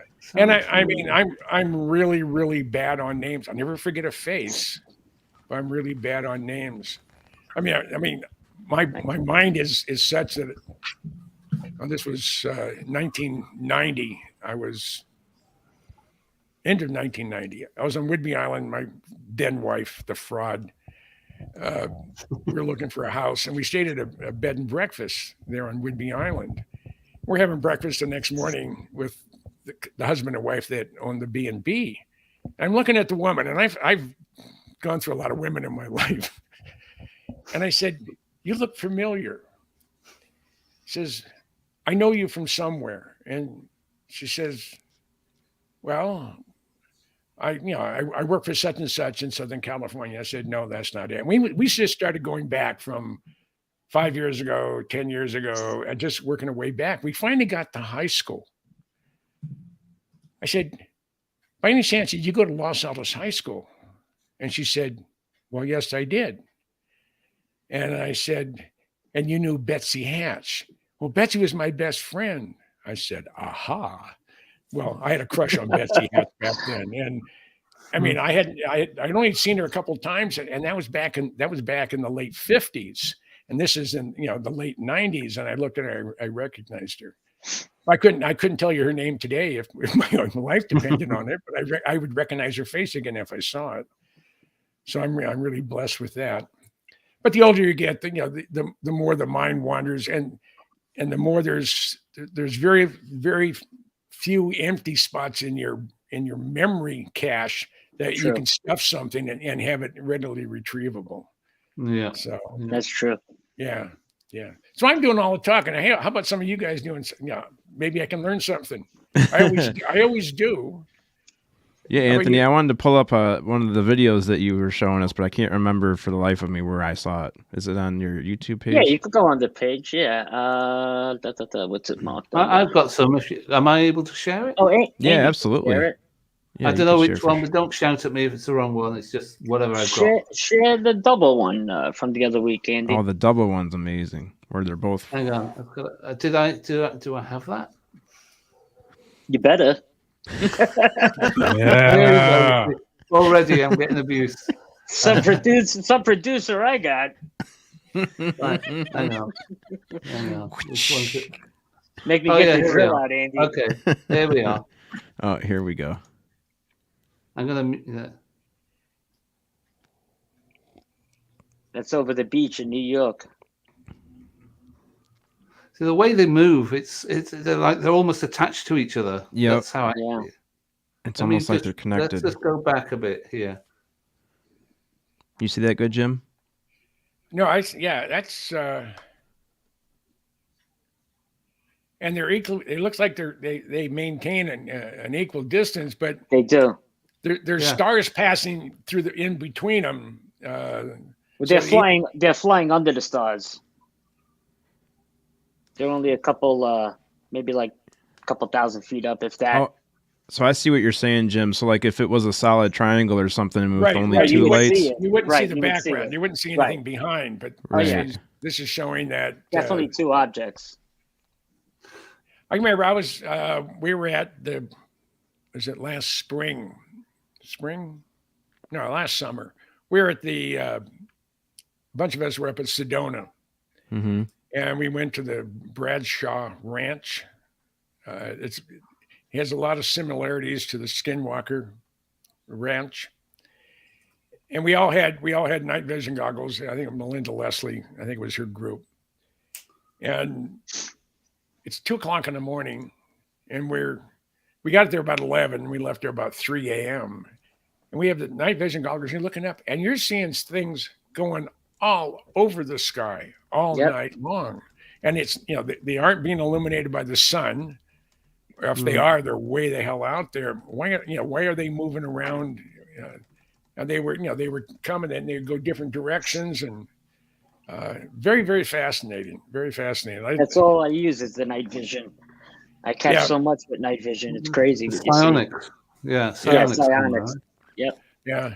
I remember I was on the fence line with John Lear at Tonopah Test Range. And I've said this story a couple of times, so you guys have already probably all heard it. But this is June of '96, and we're out there with our lawn chairs. It's 11 o'clock at night, and we're in public lands.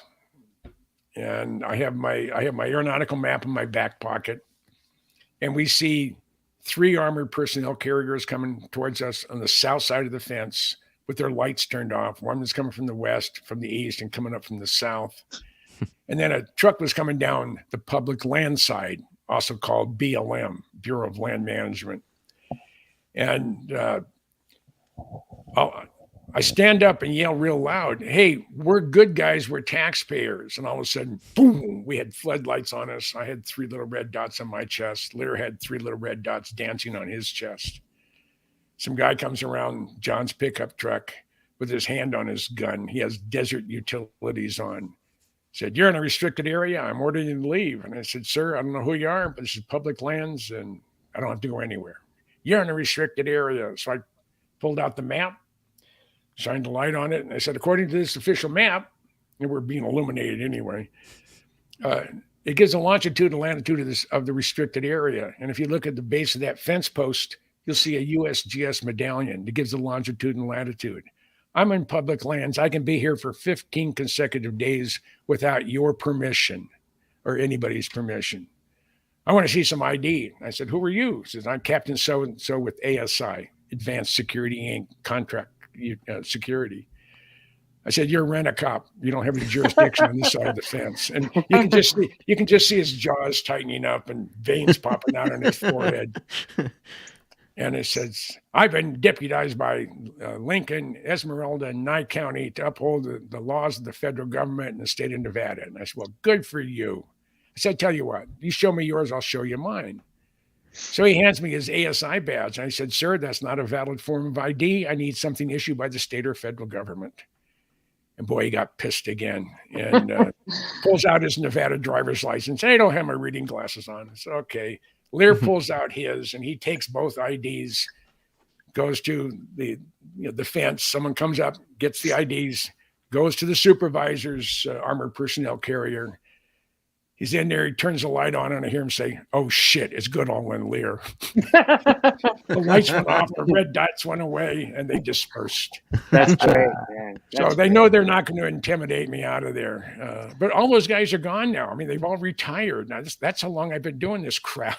You're still there? Yeah, I'm still there, and they're not. Still digging away. Yeah. So but they're going to be, I honestly believe they're going to be using Tonopah Test Range again. It's being used right now.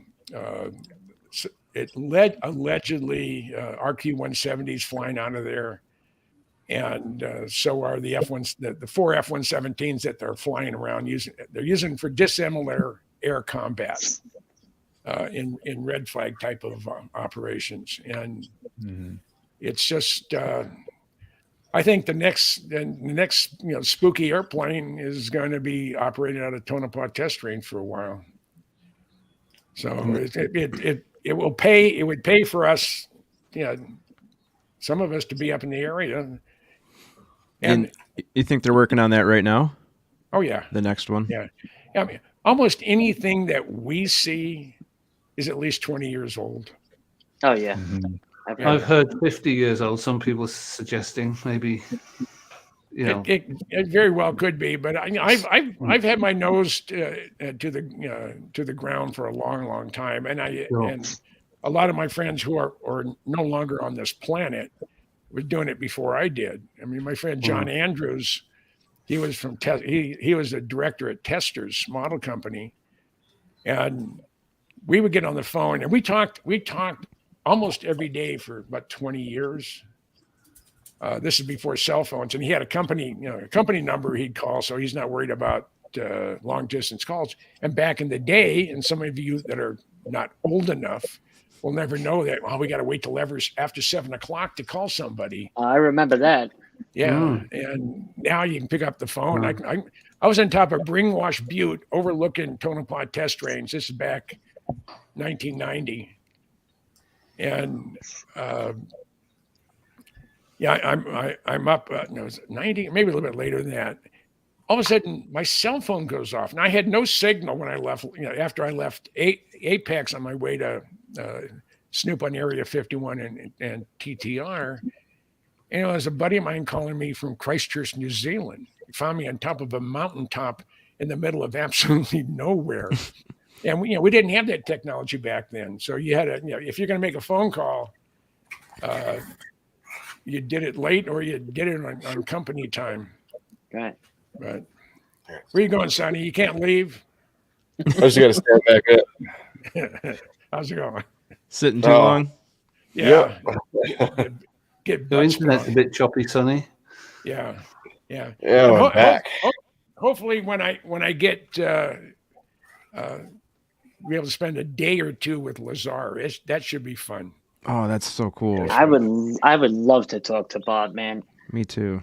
That's why I put so the much fun. S4. That's why the S4 is after. Yeah, I figured as much. Yeah. And I don't know if he has any contractual obligations from anybody about not being or being on some type of program or not. But I'm gonna find out. If you could. S4 I would interview. love to get Bob, man. We should all get Bob together. Haven't we reached? That's out what to I him was already, thinking. I think, haven't we, Anthony? What's that? Haven't we reached out to him already, tried to get him on the show, or not? I left a message with United Nuclear, but I never heard anything back. No. Yeah. We're gonna have to go through Jim, I think. Well, I will ask him. I would love to get him in on a group like this. That'd be He is awesome. so cool, man, to talk to. He's got to be like so cool. His story's amazing. Yeah, and he's been consistent when he could have flowered it with more bullshit. Like He never does. He never does. He doesn't. I mean, he's an engineer and he thinks like an engineer, and it's like he's like Joe Friday from Dragnet. The facts and only the facts. He put on his website a signed blueprint of the sports model. Okay. And I ended up buying that off of the United Nuclear website, and then I framed it. It's sitting in my living room. Oh wow! Signed Bob Lazar blueprint. I bought a Beaker coffee mug from him from the United Nuclear. Wasn't there an issue? Didn't he have an issue with doing any more interviews after the Colbell movie? I thought maybe before the movie came out, possibly. I can't see why after. Yeah, I mean, he's working with somebody else right now on a different project, and I can't mention it, but they actually spent time at his place where I'm going, and the person I always contact when I'm trying to get hold of Bob, I call his wife. There you go. I have her number. I also have Bob's number too, but I call That's his how wife. That's how you hunt someone down, huh? And, she's always happy to hear from me. So, when are you going to come up and give us a visit? And I said, well, COVID fucked things up really good for the last couple of years. But, that's true. Yeah, but I'm going to do it the end of April. So I hope to spend a good 2 days with him. I want to get some good pictures of Bob and I. I have a lousy shot. It's sort of grainy. The flash didn't go off, but to know who it is, I mean, it's no question. No mistaking him. Yeah, right. I don't think he lives around here anymore. I'm pretty sure he used to live up here by me in Michigan, but I think. He used to live in the UP, and he's since gone. And I know. I mean, I have his address where he lives today. If he wants to share what part of the world he lives in, that's all right. But I won't let anybody know where where he's going to be. He's told me a couple of times the biggest mistake he ever made in his life was going public. So it's been a millstone around his neck for 30 years, and said, as he looks back now, there's ways he could have accomplished the same thing and not gotten nearly as much shit as he's gotten. I mean, there's so many people that have tried to destroy him. For what? Are you jealous that the man has done something? Jealousy. You have That's no exactly right. You don't have the mental capability to even comprehend what he was doing, and you're gonna criticize him. That's bullshit. You said it. Jealousy, man.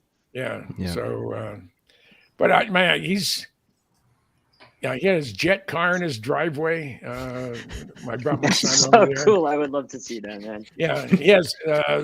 Those you haven't seen it, it was a J34. I think it was out of a maybe it was a J33.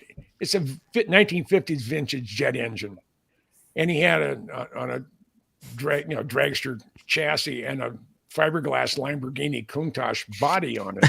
Wow. Yeah, that's crazy. He got written up in the Albuquerque newspaper, and George Knapp actually found the article and he posted it years back in the 90s. And it said, Sandia professor works on designing nuclear weapons Monday through Friday, but on weekends to relax, he goes 300 miles an hour and a quarter mile. And there's to relax. There's Bob standing in front of his jet car. So, I mean, that was in the newspaper, and this is, they did a story on this professor that worked at Sandia, and he did working on improving the yields on nuclear weapons, but he goes 300 miles an hour on the weekends for fun. So he's got and I'm sure most of you have heard my experience with the Navy Admiral. Oh yeah. And if you have all of you, yes. I don't think so. The Navy Admiral. I'll go through it. I mean, it's one of my Lazard stories. Great story. Okay, Absolutely. at the time I'm an E6. I'm a tech sergeant. I'm in the Pentagon, and I had a couple hours to kill. The next thing I was supposed to do wasn't going to start for 2 hours. I had answered all my correspondence and posted all a bunch of stuff. I was a historian, military historian. And I had to read every message going to and from CENTCOM, including eyes only. And what am I going to do next? So I have Bob Lazar's W-2. I had blocked out his social security number, which according to the federal government has never been issued, that number. And in uniform, I'm in my class A's, and I try to find the Department of Navy that was responsible for paying him. And then the specific name of the organization, naval organization, was not listed in the Pentagon directory. So I found something that's really close. I don't know if it was Naval Investigative Services or something along those lines.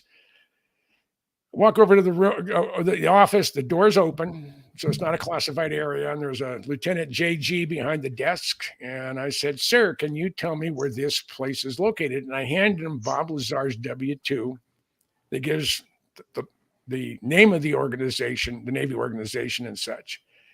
He looks at it and he says, excuse me for a minute, Sergeant. And he gets up, he walks into the 2-Stars office. Now, those of you who have been in the military know that no Navy admiral is going to talk to an Air Force enlisted puke unless he had no choice. And so this young JG comes out of the admiral's office, and he said, the admiral will see you now. Oh shit. So I go in there and I give him a real sharp salute. And he doesn't tell me to at ease. He said, parade rest. So for those of you who have any prior military service, that's he's not pleased that I'm there. And he's holding Lazar's W-2. And he said, Sergeant, I don't know where you got this, but if I ever see your face cross the threshold of my office ever again, you'll be the most sorry son of a bitch, an NCO in the United States military. Do you understand me, Sergeant? I said, yes, sir. With that, he puts his Bob's W-2 into the shredder. And he says, you're dismissed. I give him another sharp salute. I do an about face and go out. Now, Bob was a fraud. And if everything Bob said was bullshit, First of Right. all, the Lieutenant JG would not have known that that address was a classified location.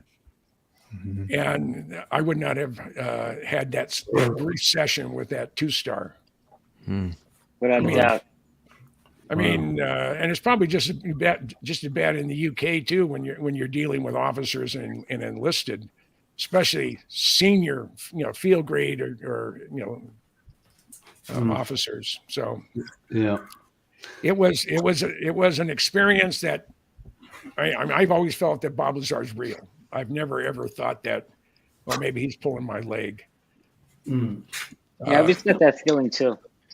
Yeah, and it's just one more thing into the overall equation of holy shit, he's real. Yeah. He's an enigma, I think. Right down to the way how we discussed how they had to cut the element 115 that they took off the ship, how it had to get rolled and folded over and sliced and put into weird shapes just for it to work. Like, who would come up with something like that unless they physically seen it? Well, Right. in the book, The Day After Roswell, that Army colonel who did the book, I should know his name, but I don't. Corso? Yeah, I think it is. My dad gave when that thing came it was in paperback when I got it, but the week it came out, my dad sent it to me. He says, I think you'll find this interesting. And it said that it took DuPont 15 years to reverse engineer Kevlar, because Kevlar, the compounds used in Kevlar have absolutely no rational reason for being together. Yet when you put these weird things together, they come up with this incredible fabric that you can't, it's almost impossible to break or penetrate. The same with early 1947, we had vacuum tubes and mechanical relays. End of 47, they were talking about, the transistor and superconductivity and a bunch of other stuff. So it's, and then I have my friend Ben Rich, and I love going back to Ben because he's said so many incredible things. And that in 1993, right after he retired in 91, but in 93, he was at UCLA and he was giving a talk to grad students from the aeronautical school. And at the end of his program, he said, "We have the ability to take ET home." Think about that. In the early 1990s, he's made a statement. This is, if anybody in the United States would know something spooky going on, it'd be whoever was running the Skunk Works. That's the world's premier, place to invent something that doesn't exist. He said, "We have the ability to take ET home, but our government will not allow that information to be made public." Just think about that. That was in the 90s. In the 90s. And then just before he died, it was 96, 97. We spoke once a quarter for 25 years. And this is one of my calls to him. He was at UCLA Medical Center. He was dying of esophageal cancer. And I got him on the horn. We were talking about my buddy John Andrews and a bunch of other stuff. And then we got to a point, and he said, "Jim, we have things out in the desert," and he wasn't referring to Area 51. He said, "We have things out in the desert that's 50 years beyond what you can comprehend." Yeah. Not what you can think of building in 50 years, but what you can comprehend. And if you see movies like Star Trek or Star Wars, we've been there, done that, or decided it wasn't worth the effort. I said, "Ben, you want to expand upon that?" And he said, "Nope." That's amazing. And the sonbitch had the nerve to die on me about 10 days later. Son of a bitch. What I don't understand, Jim, 100 years ago, we were still in horse and cart, 120 years ago. Right. And yet you're saying like 50 years ago we had we had tech that was so advanced. I just don't understand how we could be so advanced in such a short space of time. Well, you go from 1947 when Jaeger went Mach 1 in a rocket-powered the Bell X-1. 15 years later, Lockheed has built and flown an aircraft that goes sustain Mach 3. And from signing a contract to first flight was 32 months. Wow. Wow. The Air Force can't change a paint scheme in a C-130 today in 32 months. Sure. I mean, look where they went in 15 years. And in 1958, Kelly Johnson was at a conference, and they asked, "Yeah, you're right. Prop planes to landing on the moon in 22 years. Did we have some help? I don't know. More than likely. That's a big question. That's the question. Right. Yeah. And why didn't we go back? Were we told we couldn't go back? I mean, that's a question. That's another good question. I mean, they had Apollos 18, 19, and 20. The Saturn V's were built. They were in position. They were ready, and they didn't go. So they said it was all about money, right? I don't think any of it's about money. I think it may be something that maybe it was too frightening for for us to realize that there are things on that thing that's orbiting Earth, and they have a direct shot at us anytime they want. What do they have up there?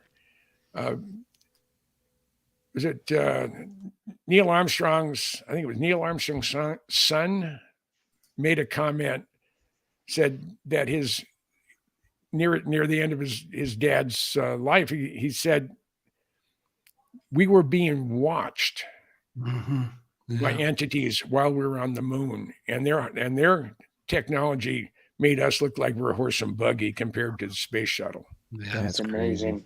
So, and there's way too many.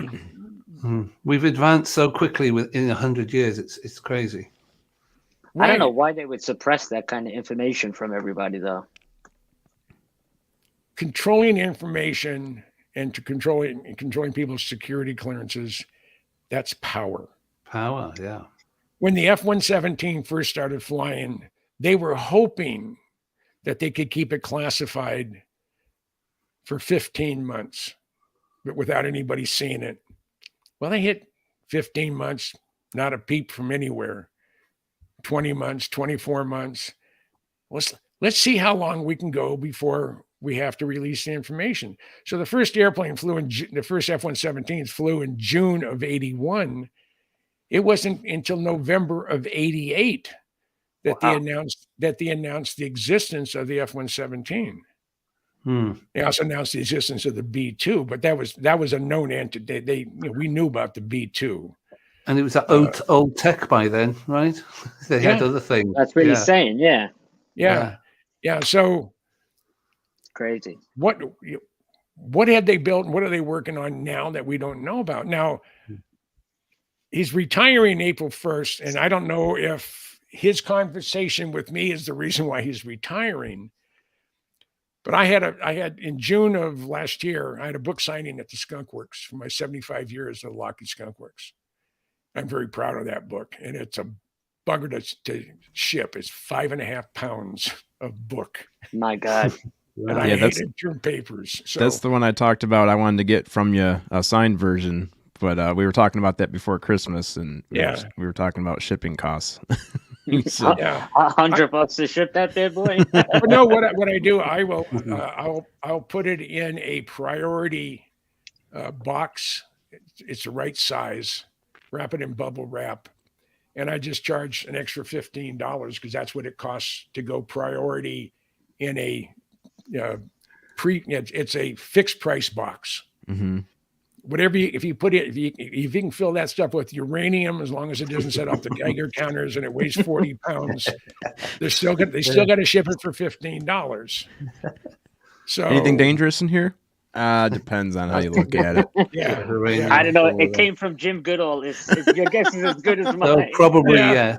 There's a good chance. I have a lot of officers that I worked for and worked with, that I run into now and then, and they see my name associated with things that go bump in the night, and they just scratch their head, and all of them know that I have a real thing about staying inside the lines or not stepping outside the box.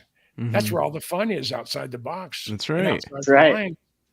I mean, you want to see something interesting, then you got to push the envelope. You want to find out something, then you ask the questions that most people wouldn't ask. Now, I had 2.5 hours with Jeff Babion, who is the vice president, general manager of the Skunk Works, and he's been there 5 years, and he's retiring now. He's 62.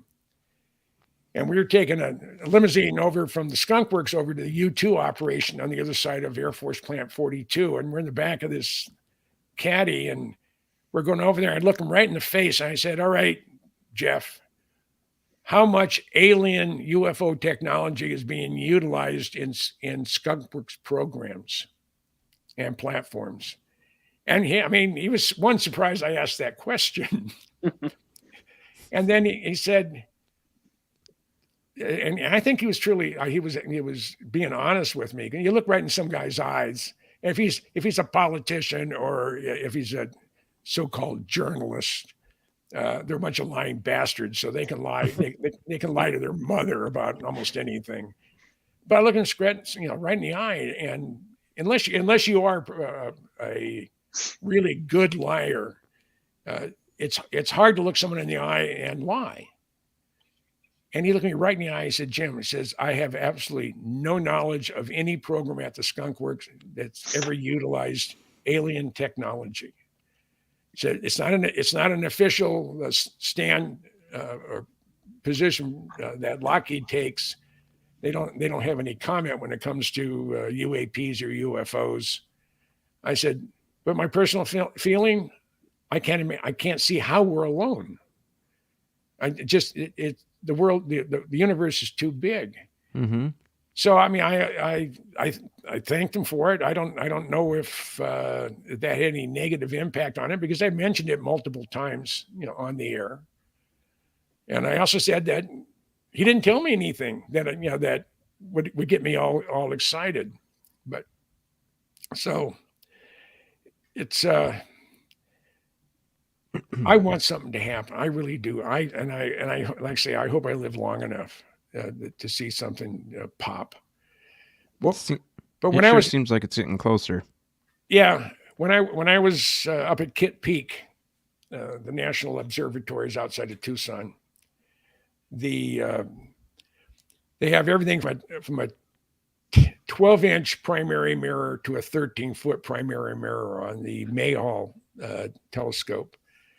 And that one is, just the structures is 185 feet tall, and the mirror itself weighs 15 tons, and it was ground back in the 50s. And when it was made, it was the second largest telescope in the world, and now it's way, way, way down the line, because they're going with the segmented mirrors.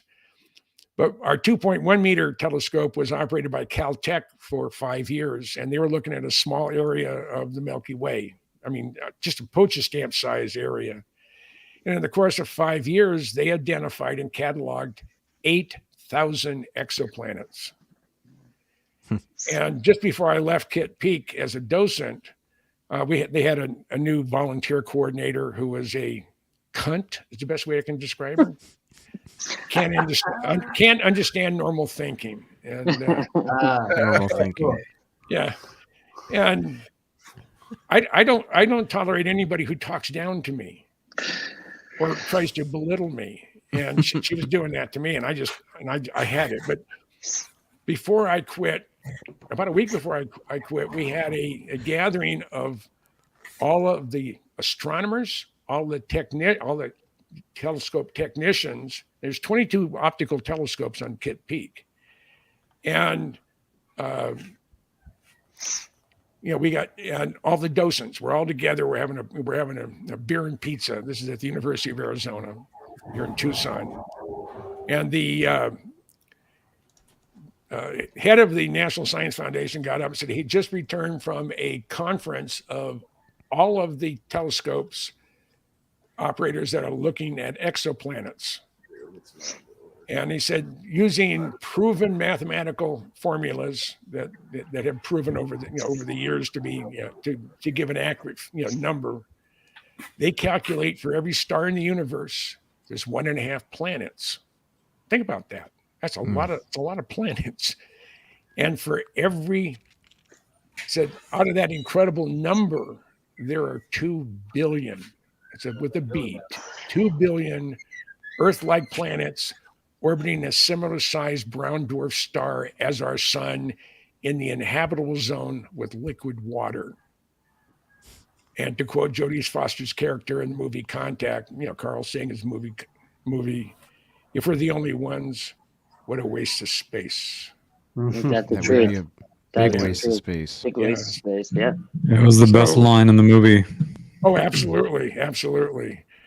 And there's evidence of these guys, whomever they are, coming here on a regular basis since time began.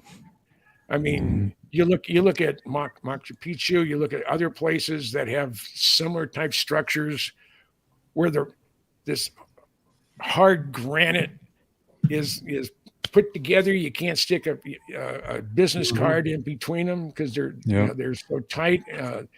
You have real hard, incredibly hard rock. I can't remember the correct name for it, but stuff is hard, almost as hard as diamonds. Yeah. And there's square things cut into them. These are ancient. These are ancient relics and whatever. Yeah. How did they do that? We don't have that. We don't have that ability. We don't have the technology now to do that. Never mind Correct. back then. Yeah. How'd they end up doing it? So, well, a lot of people would suggest that the civilizations that were much more advanced, well into maybe a million years ago. Well, much more advanced. The universe is just under 14 billion years old. Our galaxy is right around 4 billion. So there's some planets out there with occupants that have a 10 billion year head start on us. Yeah, that's crazy. That's why I'm saying, 120 years ago, only 120 years ago, we were in horse and cart. As 100 years, it's like nothing. Nothing. It's nothing. Right. And it's just, it's just the technology leap. I mean, I was in information storage business way back, the beginning of the PC industry. And I can remember they used to have 14-inch floppies that had probably 300K of information on it. Then they went to 8-inch. Then they went to 5 1/4 inch. And each time you do it, they're doubling the capacity as they're getting smaller. Yeah. And then they went. I was at Comdex 81. And I came back with a 3.5-inch diskette, and I threw it on my boss's desk, and I said, "There's the future." No, they just converted over to 5 1/4 inch. 5 1/4 inch. They're not going to be smoking illegal stuff there, huh? Oh, yeah. Oh, okay. It's legal over here, man. It's legal here too. So. Oh yeah. Yeah. I killed a lot of brain cells last time I was with Sonny. I mean, when you're in the chop shop. Yeah. All right, that's how you know you're in the chop shop. It's gonna happen here. Yeah. Sonny, I might be retired, buddy, but I still know where you live, pal. Oh no! I scared Cool Breeze. Don't kill the vibe. Don't kill the vibe. When I lived on South Whidbey Island, down from our house, I was on top of a hill. Down from our house was the alternative high school, and there was a place called the Dewdrop Inn, and it was a coffee shop, and a lot of the high school kids from the alternative high school would hang out there. And I came walking down the hill one day. I had both my German Shepherds. My little female was 70 pounds, looked almost a lot like Scarlett. And then I had a 130-pound, mostly black, long-haired, beautiful, beautiful shepherd. His name was Charlie Brown. And I got to show a picture of Charlie Brown. And as we went down, everybody's admiring the dog. And they said, "What kind of dog is it?" And I said, "It's a drug sniffer." I have never seen so many people bail out. Okay, here's my favorites. I got to find my doggie. And I mean, it really freaked these people out that I had a drug sniffing dog with me. I mean, it was a hoot. Okay. Oh shit. God, I have a new iPhone 13, and I hate the damn thing. You'll learn to love it. Yeah, I don't know if you can see her very well. Yeah. Yeah, Oh, wow, beautiful. yeah. What a face. Long Beautiful hair? face. Is it long hair? Shepherd? Yeah. Yeah. Both all my shepherds have been coated, as they call it. Look at that with those ears, man. And 130 pounds, and he was a pussycat. I mean, I could take a bone out of his mouth if he's chewing it, because he wasn't the alpha. His sister, who was at 70 pounds, was the alpha because she was there first. Mm-hmm. And they don't call him a bitch for nothing. Yeah. So, but I just love my dogs. I love my shepherds. And so, what else is new? Oh, Ben said to tell you hi. He might stop in a little later. Oh, okay. Oh, that'd From be awesome. UFO Garage. That'd be Oh, cool. yeah. I like those guys. And if I take the same trek that I did last summer, yeah, in 2020, not 2021. I went through Taylor, Texas, and went and spent 2 days with the UFO Garage guys. Oh, that's awesome. Yeah. Well, I met them at San Francisco at the only MUFON function they had, and that was the first one I ever went to. And they're like the Wayne's World of the UFO community. They're awesome. That's a great way to put it. Yep, exactly. They're just and again, I enjoy all of you guys. Like, there's one jackass. We all know who it is. No, not you. Yeah. Papa Willie raises his hand. Yeah. So, no, we really appreciate you too, Jim. That's why you're here for sure. Exactly, I mean, brother. Thank you so much. no, I like to say I feel comfortable. I have never put on the air of anything. I appreciate what all you guys do. I've had people, why don't you have a program? I said, because I waste enough time on this fucking computer as it is without taking up any more time than necessary. And fortunately, my wife is an early go to bed because she gets up at 5:30. Why, I don't know. I usually don't go to sleep until at least 1 or 1:30. So most of the podcasts, most of the stuff is at night. So they've already gone to bed, and I'm in here. I'm in here in my getaway, if you want to call it, my cave. Your man cave. Yeah. Well, I share it with my wife because she has her desk on this side over here, and it's always messy. I don't know if you can see it. No, you can't see it too well, but I love all the pictures you post up on Facebook too. All the airplane pictures. I love, those are great, I love things that fly, whether they're airplanes or whether they're UFOs. I love machines. That's basically the best way to put it. Planes, trains, and automobiles. That one right there. And the thing about it, show them the before. If you click. No, not that one. Oh, that's not the before. The one down below. Yeah. Let's see. I'll have to back out. I don't see the before. Or is it quite a ways down?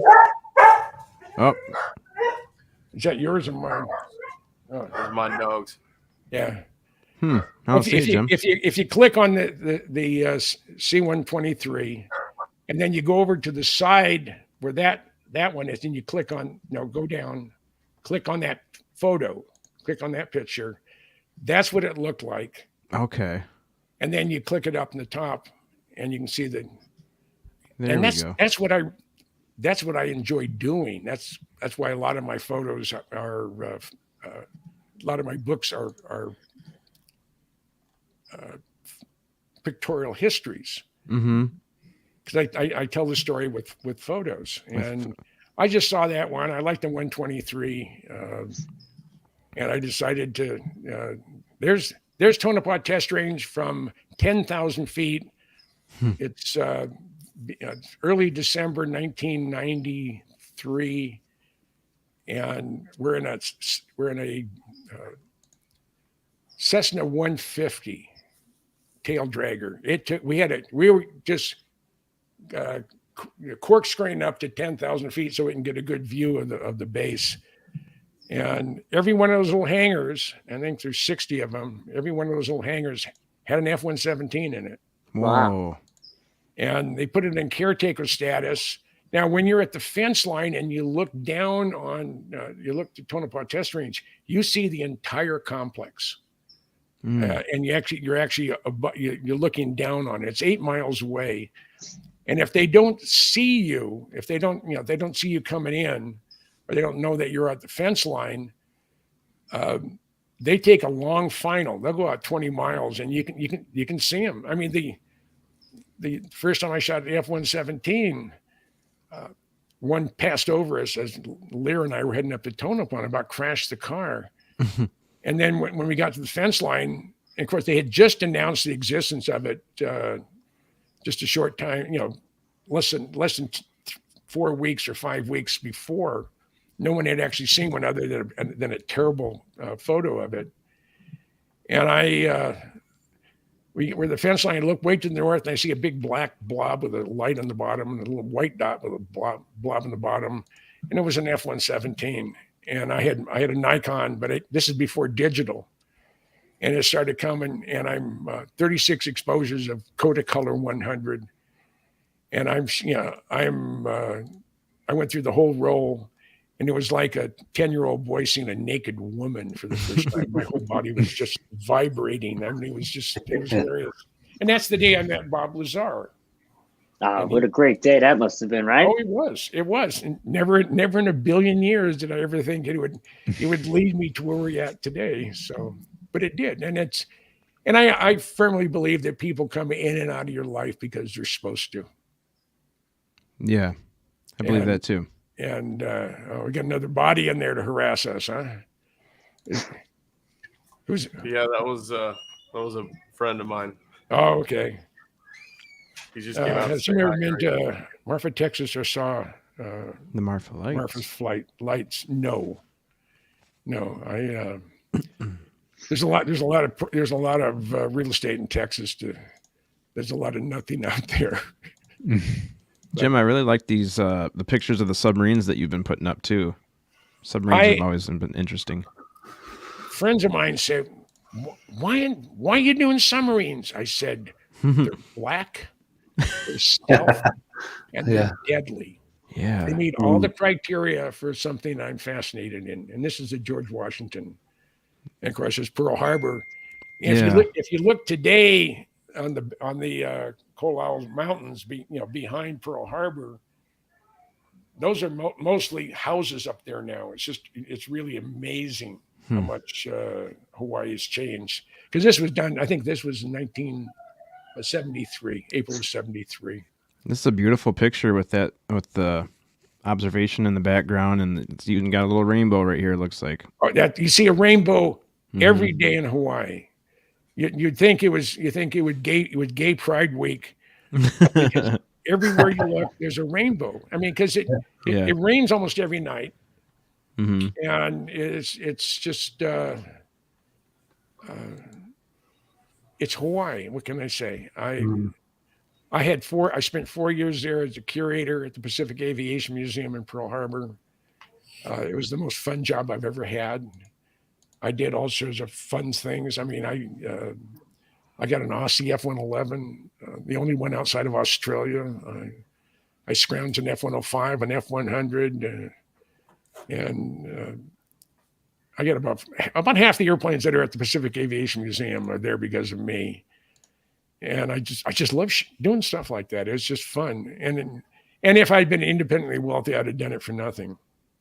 But that's how much I enjoyed it. How heavy are the canopies on the SR-71?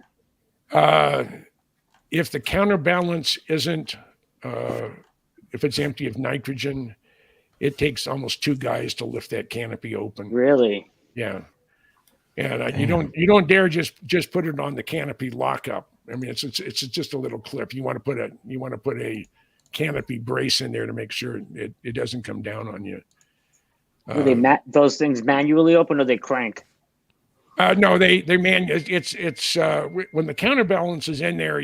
As soon as you unlatch the canopy, you can put your finger in the. There's a little hole right in the side of the canopy where you can put an instrument. It's also for lifting it with a fixture, and put a fixture on it and it hooks into those 2 holes, and they're spring loaded.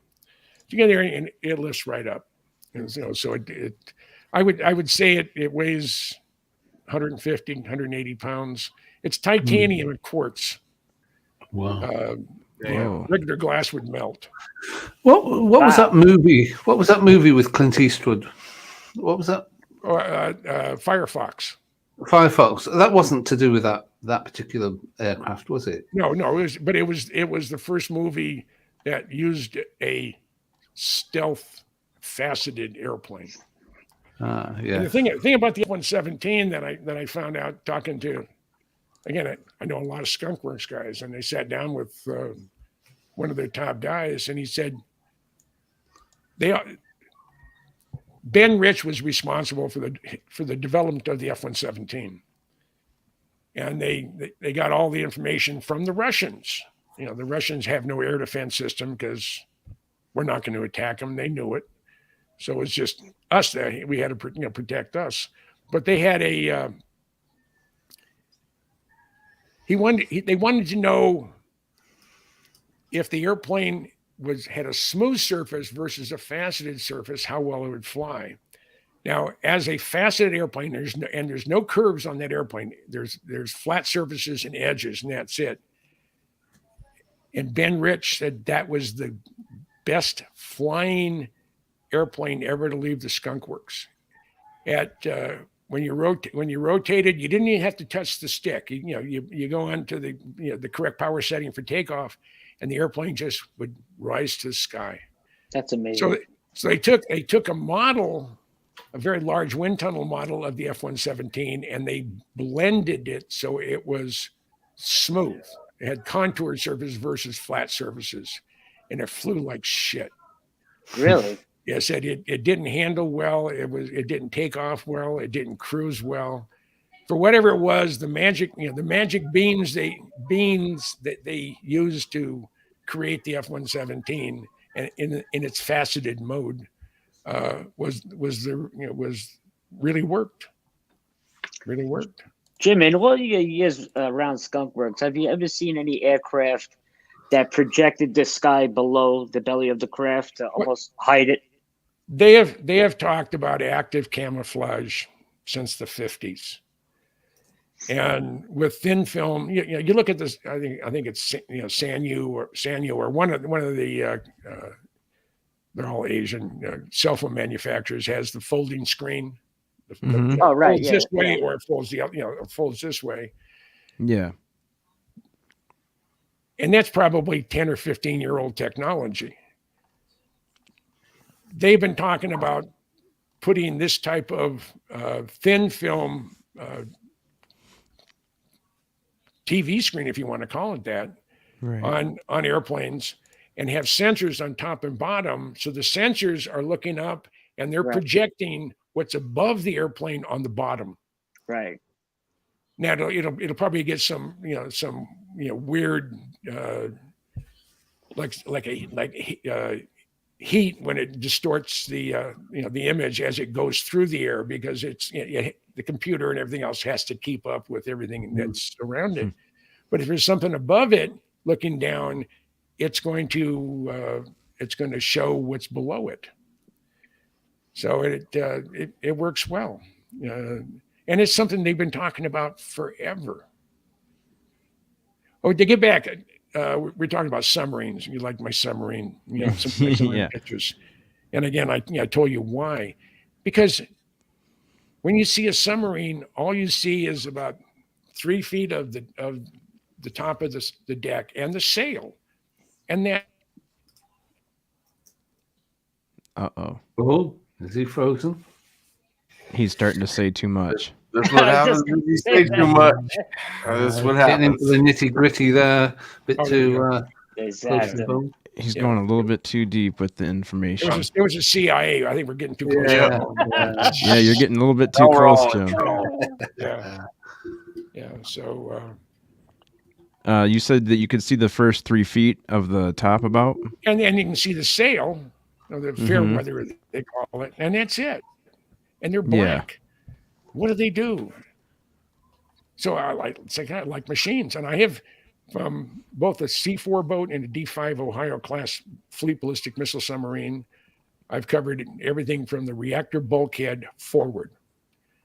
Now the comm center, there's stuff in there that I'm not allowed to see, so I didn't. That's the only place I didn't get access to. The launch control panels for the missiles, I got that. The missile tubes, torpedo room, the sonar, all your weapons controlling, sections within the sub. Mm-hmm. And I do a complete photo essay of the submarines.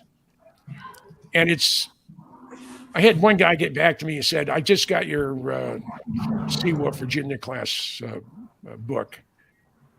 And he said, for the first time, he said, because we could never, he said, when I was on the Seawolf, there's no way I could ever bring a camera on board. I'd get strung up. I'd be charged with espionage. But I was actually able to, got your book, and you covered the entire, boat forward of the reactor room. And I was able to show my son where I sat for 3 years. Wow. Wow. Because he could never take a picture inside the sub. Oh, that's so cool. Shot the hell out of it. I mean, I have a picture. One of my shots. I'm at the ballast control station of the USS Connecticut. That's the one that hit the sea mound here earlier this year. Mm. There's 3 Seawolf boats.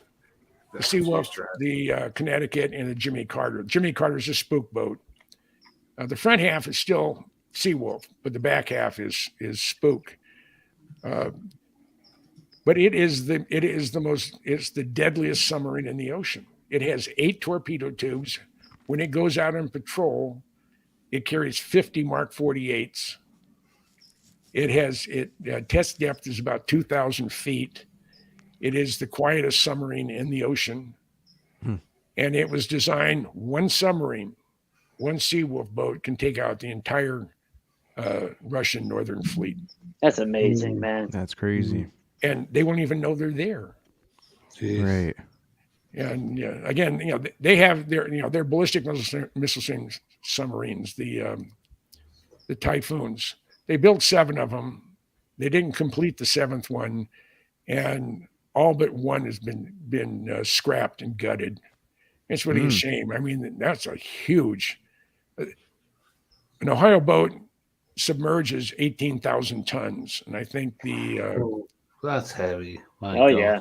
And I think the Typhoons are something like 40,000 tons submerged. Jeez. But there's actually three pressure vessels in there. They have them, they have the ones on the side, and that's where everything's done. But then they have the the command centers in the center, and that's also in a separate pressure hull, pressure vessel. Mm-hmm. And I have no desire to go to the former Soviet Union, especially in today's world. But if I did, I would make an effort to get up to their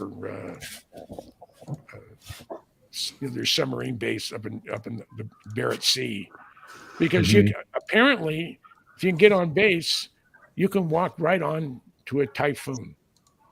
There's guys go up there, and I don't know how they got on the base, and they got out, so they didn't get shot. And it's something that the Russians would do if you weren't supposed to be there. So it's, I couldn't imagine living on a submarine.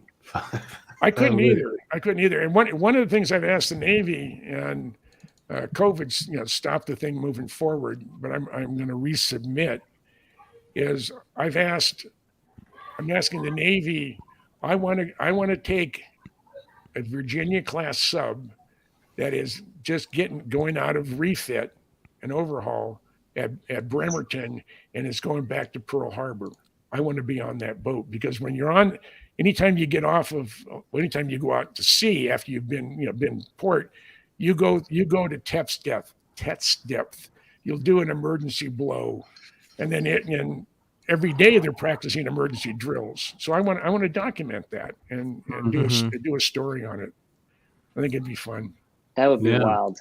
And on the 27th of April, I'm giving a presentation to the officers and senior NCOs of Beale Air Force Base on the history and development of the Blackbird, which is, I think, it's kind of ironic, since Beale was the home of the Blackbird, but the last one left 30 some odd years ago.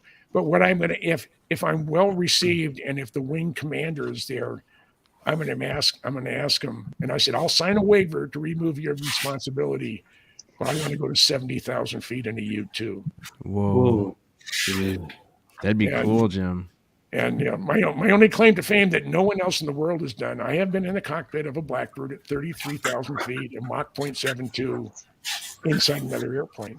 Have you heard any inside another airplane? Have you had any or heard any tales about submariners picking up any USOs or any sort of underwater? Was it USO, right? USO, underwater submerged object. Yeah. No, I have.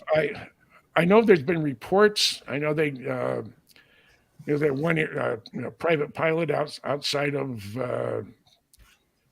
it was southern Australia. He was within 20 miles of the shore. He could see where he was going, and he said, "There's a craft came out of the water. It's following me, or something like that. It's now above me." And he's forcing me to go lower, and then the transmission stopped.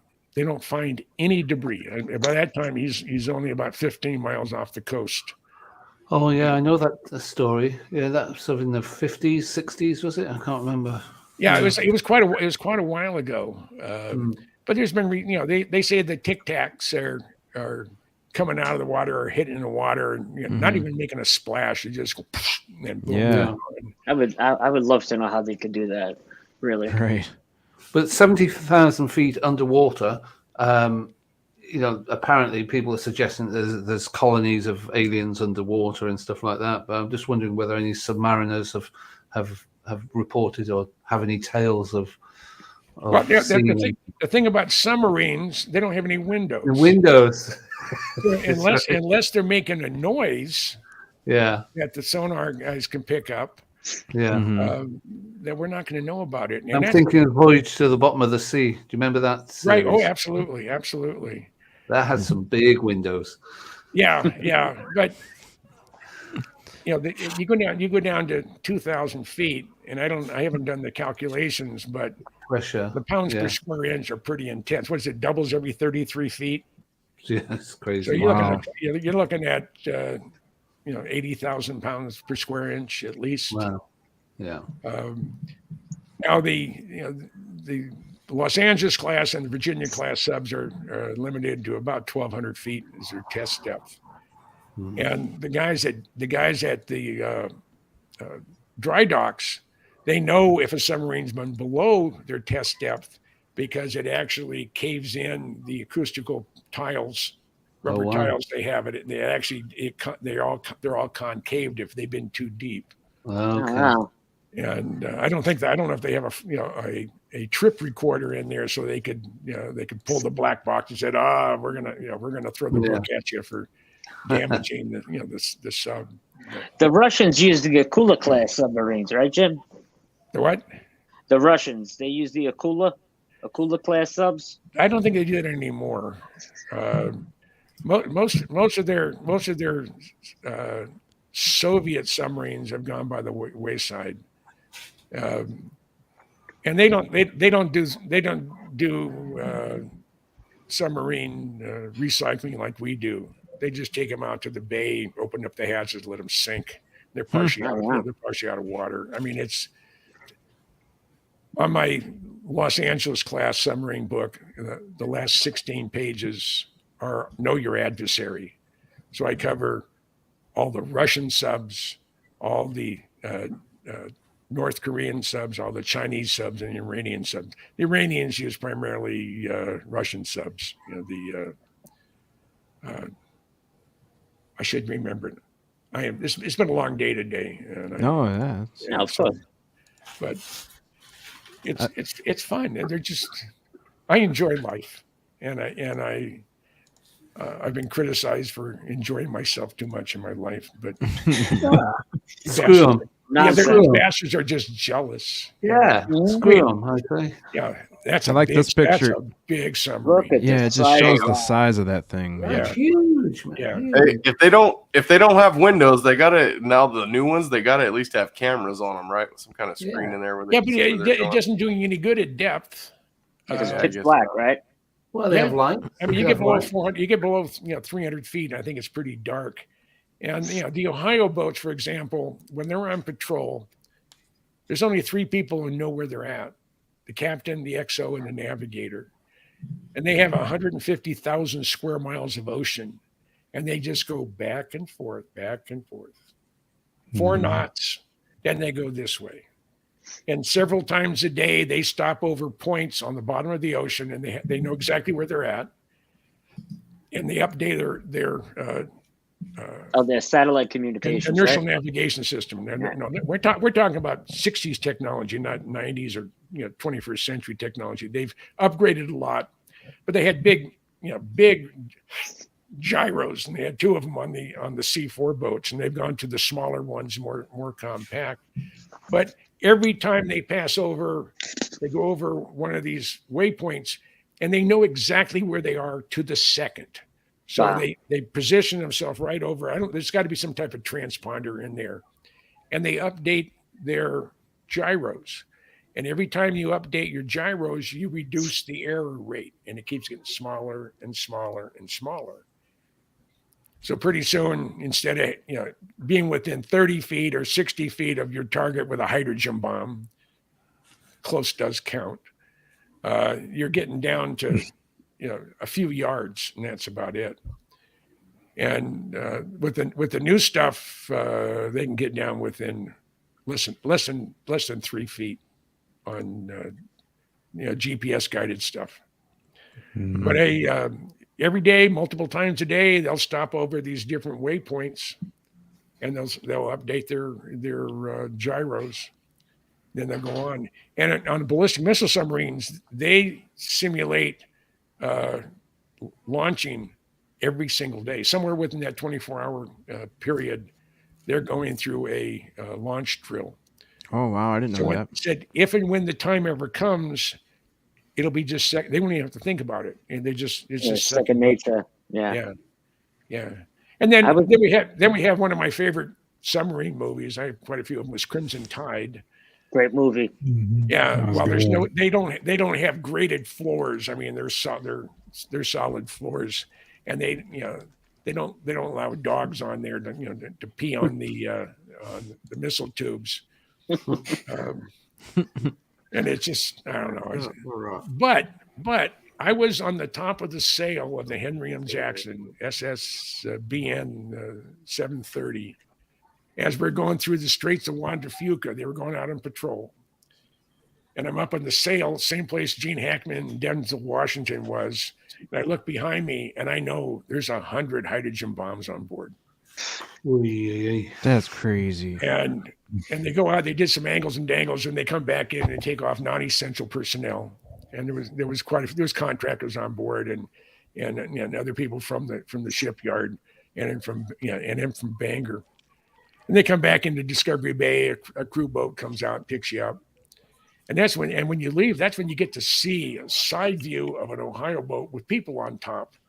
That's a big bugger. I mean, it's 560 feet long. It's a 42-foot diameter hull. I think they're going to a 43 or 44 foot on the Columbia class, but they're going to be the same length. They're going to be 560 feet is going to be the length. And they're only going to have 16 launch tubes versus the original 24. And they've had to put ballast in 4 of them. So they've taken the center ones, the 4 in the center, 2 on each side, and they filled them with ballast. And I think the hatches are welded shut and certified by the Russians. to adhere to salt.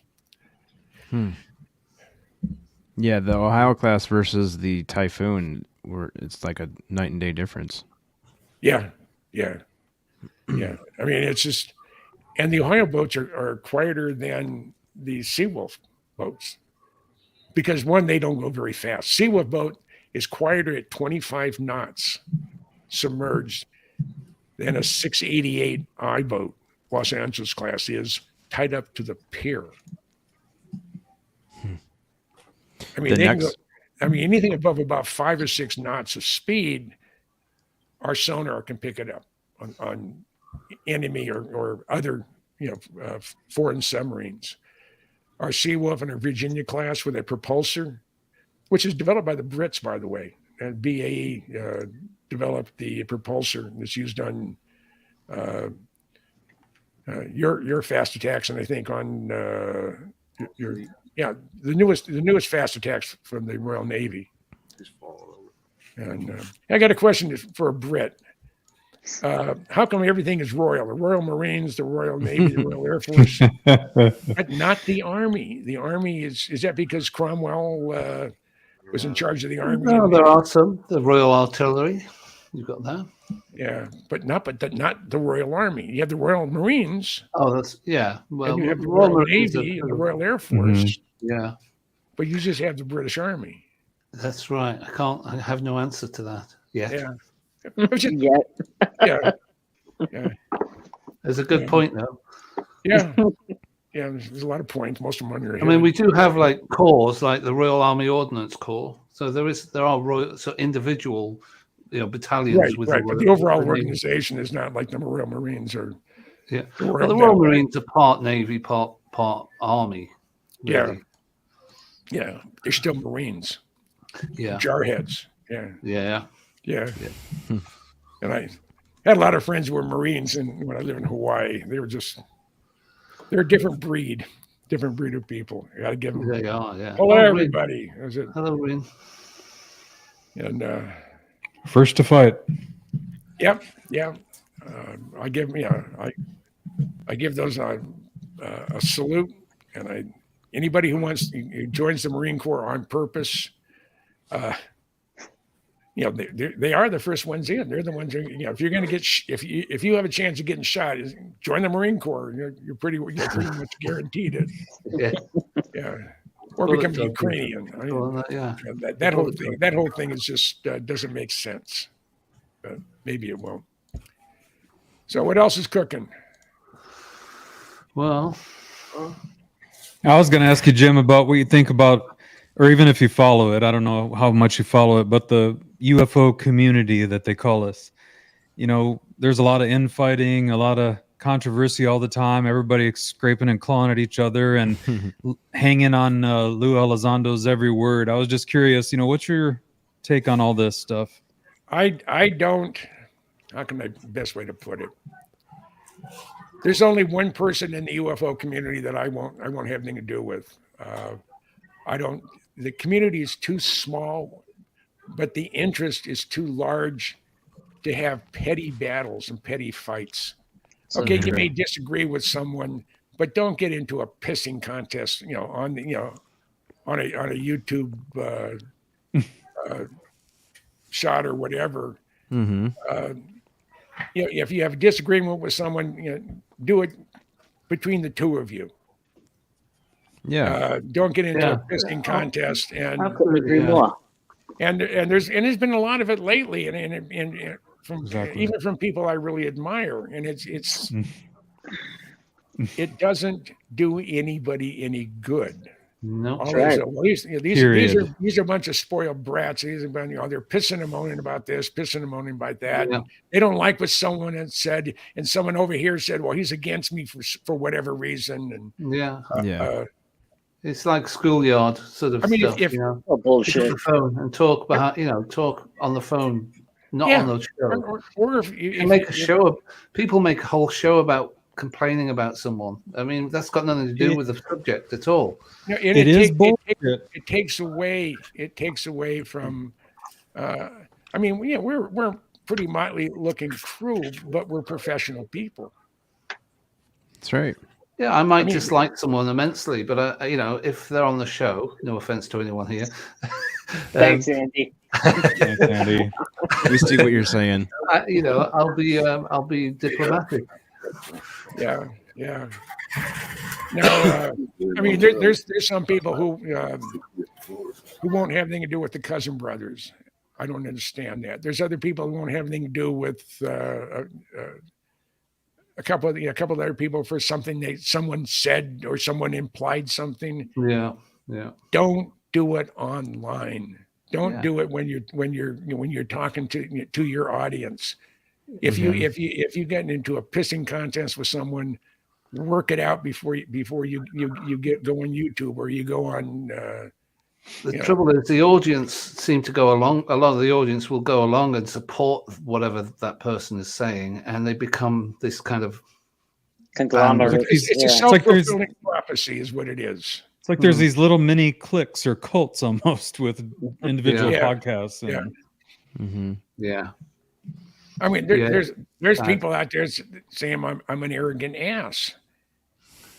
Well, I've met worse arrogant asses on YouTube. Absolutely. Yeah. Well, that's the truth. And I don't think I am, but again, no, you certainly don't come across that way. You don't come across that way, that's for sure. No, but I have the type of personality that people either like me or they can't stand me. There's no one who I've ever met has face to face has a neutral opinion of me. Either they like me or Goodall's an asshole. And at times I am. Yeah, I admit that. You can't like everyone. You can't like everyone in real life. No. You can't like everyone on YouTube. It's like I saw a T-shirt and I've seen them on the internet, and they said, I like dogs and maybe 3 people. And some days I feel like that outside of this community. There's a lot of people that do books on aviation and do books on Navy stuff. When why in the hell are you doing Navy submarines and stuff? You're an Air Force guy. What the hell do you know? Well, it's not what I know. It's what I've been able to gain access to and have permission to photograph. Right. And you could do that too if you get off your lazy ass and write some letters and make some phone calls and do the same thing. Right. I mean, I marathoned my newest book that's now at Osprey there in the UK. It is the Nuclear Navy, Nautilus to Columbia class. And it's 300 plus pages. I cover 227 nuclear powered U.S. Navy submarines. Wow. And every single submarine has at least one page. A lot of them had 2, some of them have more. And I have at least 3 photos of every single sub ever. And it's going to be an encyclopedia. It's going to be a trip down memory lane is what basically how I describe the book. Because there isn't anything like that. And there's sure isn't. So they said, well, the submarine community is not very big. Bullshit. There's guys out there been in diesel boats and nuke boats now that are my age and everybody downstream from me. They were on these incredible machines. They've never been able to take photos. Right. Maybe at the pier, maybe when they're deployed, but not inside. And like you said, they've never been able to show their family members like where they've spent so much time. Right. And it's so I think I'm doing a community service, if you want to call it that. I'm letting the world see really are. what it's like. Generational and I find service. it fascinating. And again, the thing that's amazing about guys who are on, and they have a couple broads now too, but they probably have as much testosterone as the guys. But it's, I just lost track of what I was going to say. Shit. Hey, that happens, man. Peppa H says Jim Goodall is all good. Yeah. Some of the time, not all the time. Yes, my wife. He's not all good. He's all bad. Yeah. Sun Saver says we need. He's not all good. He's all bad. We need to switch to cold fusion subs. Speaking of cold fusion, now in my newest book, which is 75 Years of Lockheed Skunk Works. Whoa. Wow, a big- Sonny, that sounded powerful- good over there. Well, your Broken stomach, buffer. Sonny. Yeah. It's Yeah. Jonathan's truck. Oh, Oh. okay. Where the hell was I going with that? I just The cold fusion subs. Cold Fusion. The Skunk Works is working on a program called a compact fusion reactor, and it will use depleted uranium as a fuel source. It cannot melt down. It requires no servicing, no maintenance. You put it together, it'll fit in a 40-foot container. And their ultimate goal, right now they're on when I did the book, they were on version 5, and they're hoping by revision 8 that they will be able to have enough power coming out of this unit to supply power for a town of 100,000 homes. Whoa. Wow. Now, if they have that and they get it small enough, of course, if it fits in a 40-foot container, it'll fit in the reactor room of any one of our submarines. Mm-hmm. And you go direct drive. There's no heat being created from the reactor. I have a picture of the Connecticut, and behind it is the Virginia class boat, and it's snowing. This is in Groton, Connecticut, and the USS Connecticut is covered with snow, and you can see where all the ribs are. But then near the middle of the boat, there's an area that has no snow at all, and that's where the reactor is. Oh yeah. Yeah. So if you had a compact fusion reactor, and again, there isn't anything in there that can be used as a dirty bomb. Much Yeah, lighter and well, stealthier than hot fusion. True. They're working on fusion now in the UK. Now my dad was at was it Oak Ridge, Tennessee. He was actually there working on hydrogen fusion. And it was the technology they were using was actually given to him by the Soviets. So we've taken it as far as we can. We figure it's 50 years.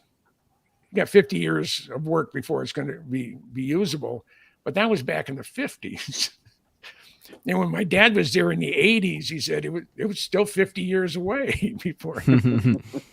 But this compact fusion reactor could be the key to unlimited energy. And what it's primarily designed for is you can go out to the Saudi frontier in the middle of absolutely fucking nowhere, or the moon.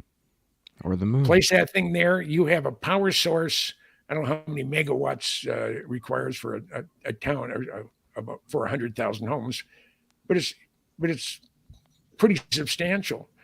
And they can drop that thing virtually anywhere. Go to Mars, right? Go to the moon. Go to some godforsaken place in the middle of some shithole country like New Jersey. Oh my God! I've been to That'll get the crowd stoked. We're making some friends here today. I've been to every single state in the union. I've been driven through some pretty pathetic places. The East Coast, Right. LA, San Francisco, and Seattle now, and Portland are catching up with the living in an open sewer. But Thanks, breaks Jim. my heart. Thanks, Jim. I grew up in the Bay Area. I learned how to drive in San Francisco.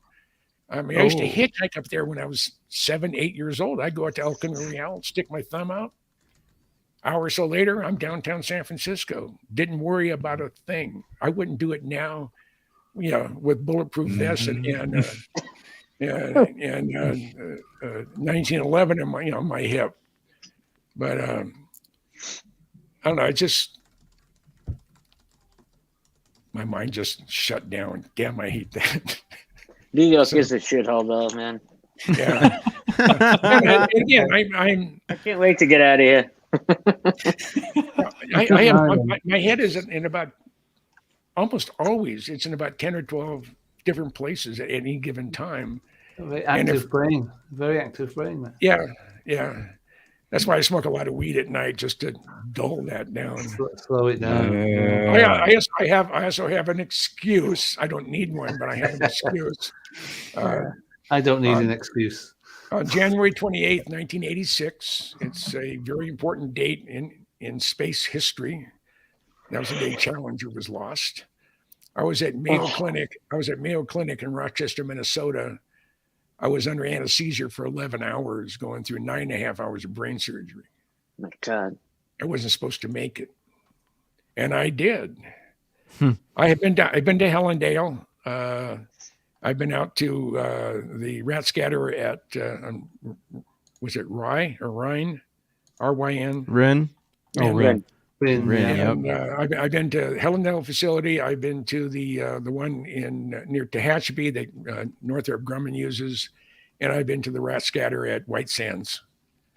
So, yeah, I've been in my travels. Again, one of the reasons I joined, I went back into the military. I had 6 years active duty, 5.5 actually, and I had the rest of it. My time was with the Minnesota Air Guard as a wing historian, and that got me access to everywhere. I mean, it was just, I've been to 216 Air Force, Air National Guard, and Air Force Reserve bases to photograph. I've been to all of them in all 50 states. So I've seen a lot of shitty areas in this country, and I've seen some great places too. So, yeah, and you ever been to the Worthsmith? I think it's called Worthsmith Air Force Base. Up in the UP Peninsula, up in Upper Michigan. It's in northern Michigan, but it's still in the lower peninsula. Yeah, but it's way up there near Traverse City in that area. Yep. Yeah. I was there once. I was there at, what's the other one up there near Marquette? By Marquette, I'm not sure of that one. Yeah. There's Grayling. There's a Grayling Air Force Base. No, I just, but anywhere there was fighters or anything, or bombers, MAC bases, not so much. But now over here in Willow Run, that's in the southern part of Michigan. That's where what was it? General Motors, I think, was producing cars there, but then during the war they switched over to was it the B-29, I think? Yeah, they built B-24s and B-29s, and most of your car manufacturing facilities transitioned over to making airplanes. Mm-hmm. So you have FM2s, Wildcat.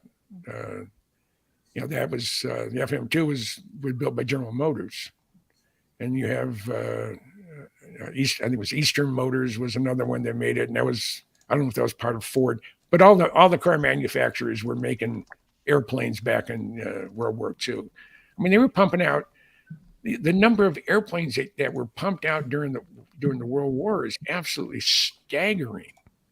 Yeah, I mean, we're talking about thousands per week were coming off the assembly lines. But guys, I got to cut out early. You do. Me and Papa Willie are gonna cut out, but Chad and Spooky will be here to run it. Jim, we'll keep her rolling. Yeah, thank you for coming on, man. No, I'm gonna. Anthony, Andy, thank you guys. I'm gonna. Thanks, Sonny. I was told that dinner was almost ready when I started this thing. So. Oh yeah, got some dinner coming up. Yeah.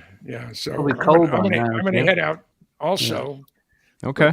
I thank you, Sonny, for the invite, and I will see you the 25th. Okay. Of April. Thanks a lot, Jim. And Jim, you're the man. And you guys take care. Be safe. Keep your eyes looking up. Right on. Thanks a lot, Jim. Hopefully, someone will use some. I know why Sonny's leaving. Really good glass with a Nikon or a Canon, and get a really, really sharp image of a triangle or a UFO, not a little fuzzy dot. The lights are, everything that's being shown is good, but we have to have something that we can count the rivets on. Mm-hmm. Yeah. I want to see a triangle. Yeah. So, Sonny, you take care. You have a good one. Enjoy yourself. Stay out of trouble. I get this bad boy ready. Yes. Get that thing ready. Yeah. If Osprey is really good to me, I sort of looked at what my royalty check is going to be for my 75-year book. It's been out 6 months. It's in its third printing. Oh, wow. That's not bad for a $70 book. But I'm depending on what the boss has to say, because I try to keep her happy. I want to get a Nikon 850. Sunsaver says, thanks for sharing your time with us, Jim Goodall. Yeah. We love you, bro. Well, I enjoy you guys, and anybody who wants me on, if I have the time, if I'm not doing something that the wife wants me to do, just draw me a line and say, hey, yeah, come on board. We're short somebody or whatever. Yeah. Or if any of you have it's going to be an hour, it's going to be an hour session. You already have, what you already know what you want to do and what you want to say. And all of a sudden the person you've lined up has come down with something, or whatever, for whatever reason, can't be online. Drop me a line. If I'm available, which is most of the time, I would be more than happy to come on board. You're the best, Jim. You're the dude, best, man. Jim. Yeah, sure appreciate it, brother. Thanks, man. And I appreciate the positive energy I get from you guys. So it's mutual. I enjoy it. Mutual. And you guys are the best. And that's all I can say. Thanks a lot. Have a good dinner, brother. I will. Yeah, I will. bon appetit. And you guys take care, and I will talk at you later. Let's see you, Jim. Thanks so much. All right, and wow, to you guys. Sonny, yeah. All right, Sonny. Jamie's arriving, so time. Later, Papa Willie, Sonny. Yeah, I'll jump back on later.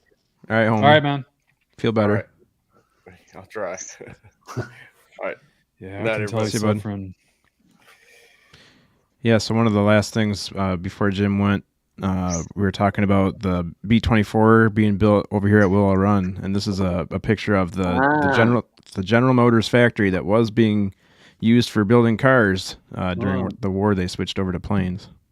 Wow. That wild. That's huge. That's a cool picture. At the time of this picture, this building was the largest freestanding building in the country. I can imagine. It's massive. How long is it? A mile long. I think it was a mile long from one side to the other. He's the best Goodall, right, man, Chad? I'm telling you. He's just unreal to hang out. He's not pretentious, and he'll just come on. Not he at doesn't all. do anyone's show, whether you've got 1,000 views or whatever, subscribers or nicest 10. guy in the world, man. Well, he likes to contribute and talk, of course. So yeah, he's a great guy. Yeah, I wasn't actually expecting him to come on. I just dropped the link and said, "Hey, guest canceled, and if you're bored, Jim, come on and hang out with us." And it was like 2 or 3 minutes, and he was backstage. He's awesome, man. He's awesome. That's great. So that's fun. Awesome. I wish the thumbnail would have changed during the show. Hey, Bree, how's it going? Hey, Bree. I made this thumbnail for us. Oh, shit. Wow. I don't know if it changed while the show was on or not, but Sweet. Have I frozen? I think I've frozen, haven't I? yes, you are a little bit frozen there, bud. I've had to change the thumbnail a couple times, and it takes me sometimes days to Oh, change. man. It's crazy. That sucks. No, it doesn't. Not anymore. Well, now that I got Andy, he knows how to fucking hack shit. Good night, Sunsaver. I'm going to come out and back in again. I don't know what's going on with that. Yeah. Thanks for your question, Sunsaver. That was good comments tonight. Yeah, absolutely. Thank you. That would be fun to get Sunsaver on with Jim sometime. Sunsaver, yeah, I was chatting. Probably because you're live right now, Chad. You can't change it. Maybe after you finish the show, maybe it'll change. Yeah. Yeah, I tried doing it through StreamYard, so who knows? It updated the name of the show, Jim Goodall, Unidentified-S4. Yeah, that it does right away, but not the photo, for whatever reason. You and Andy both trick me every time I see a new studio behind you. I always think it's the real picture. Looks good, right? It looks really good. Got my computers back here. Yeah, I might have to use that app or whatever that software program is. It looks great. Now you're much better, Andy. I painted the wall instead of using the actual, you painted. The actual green screen. I just bought the chroma green paint. It's so much better. It wasn't cheap though. That paint, right? It was like a gallon for $60. It's like almost $80 a gallon. That shit. Fudge. But it's great because it's the whole wall great, is just though. painted green, and I painted the whole fucking thing green. It looks brilliant, man. Then Awesome. the middle of the wall is white, and the other corner is red. So it's green, white, red. And I made the Italian flag. Italian That's flag. awesome.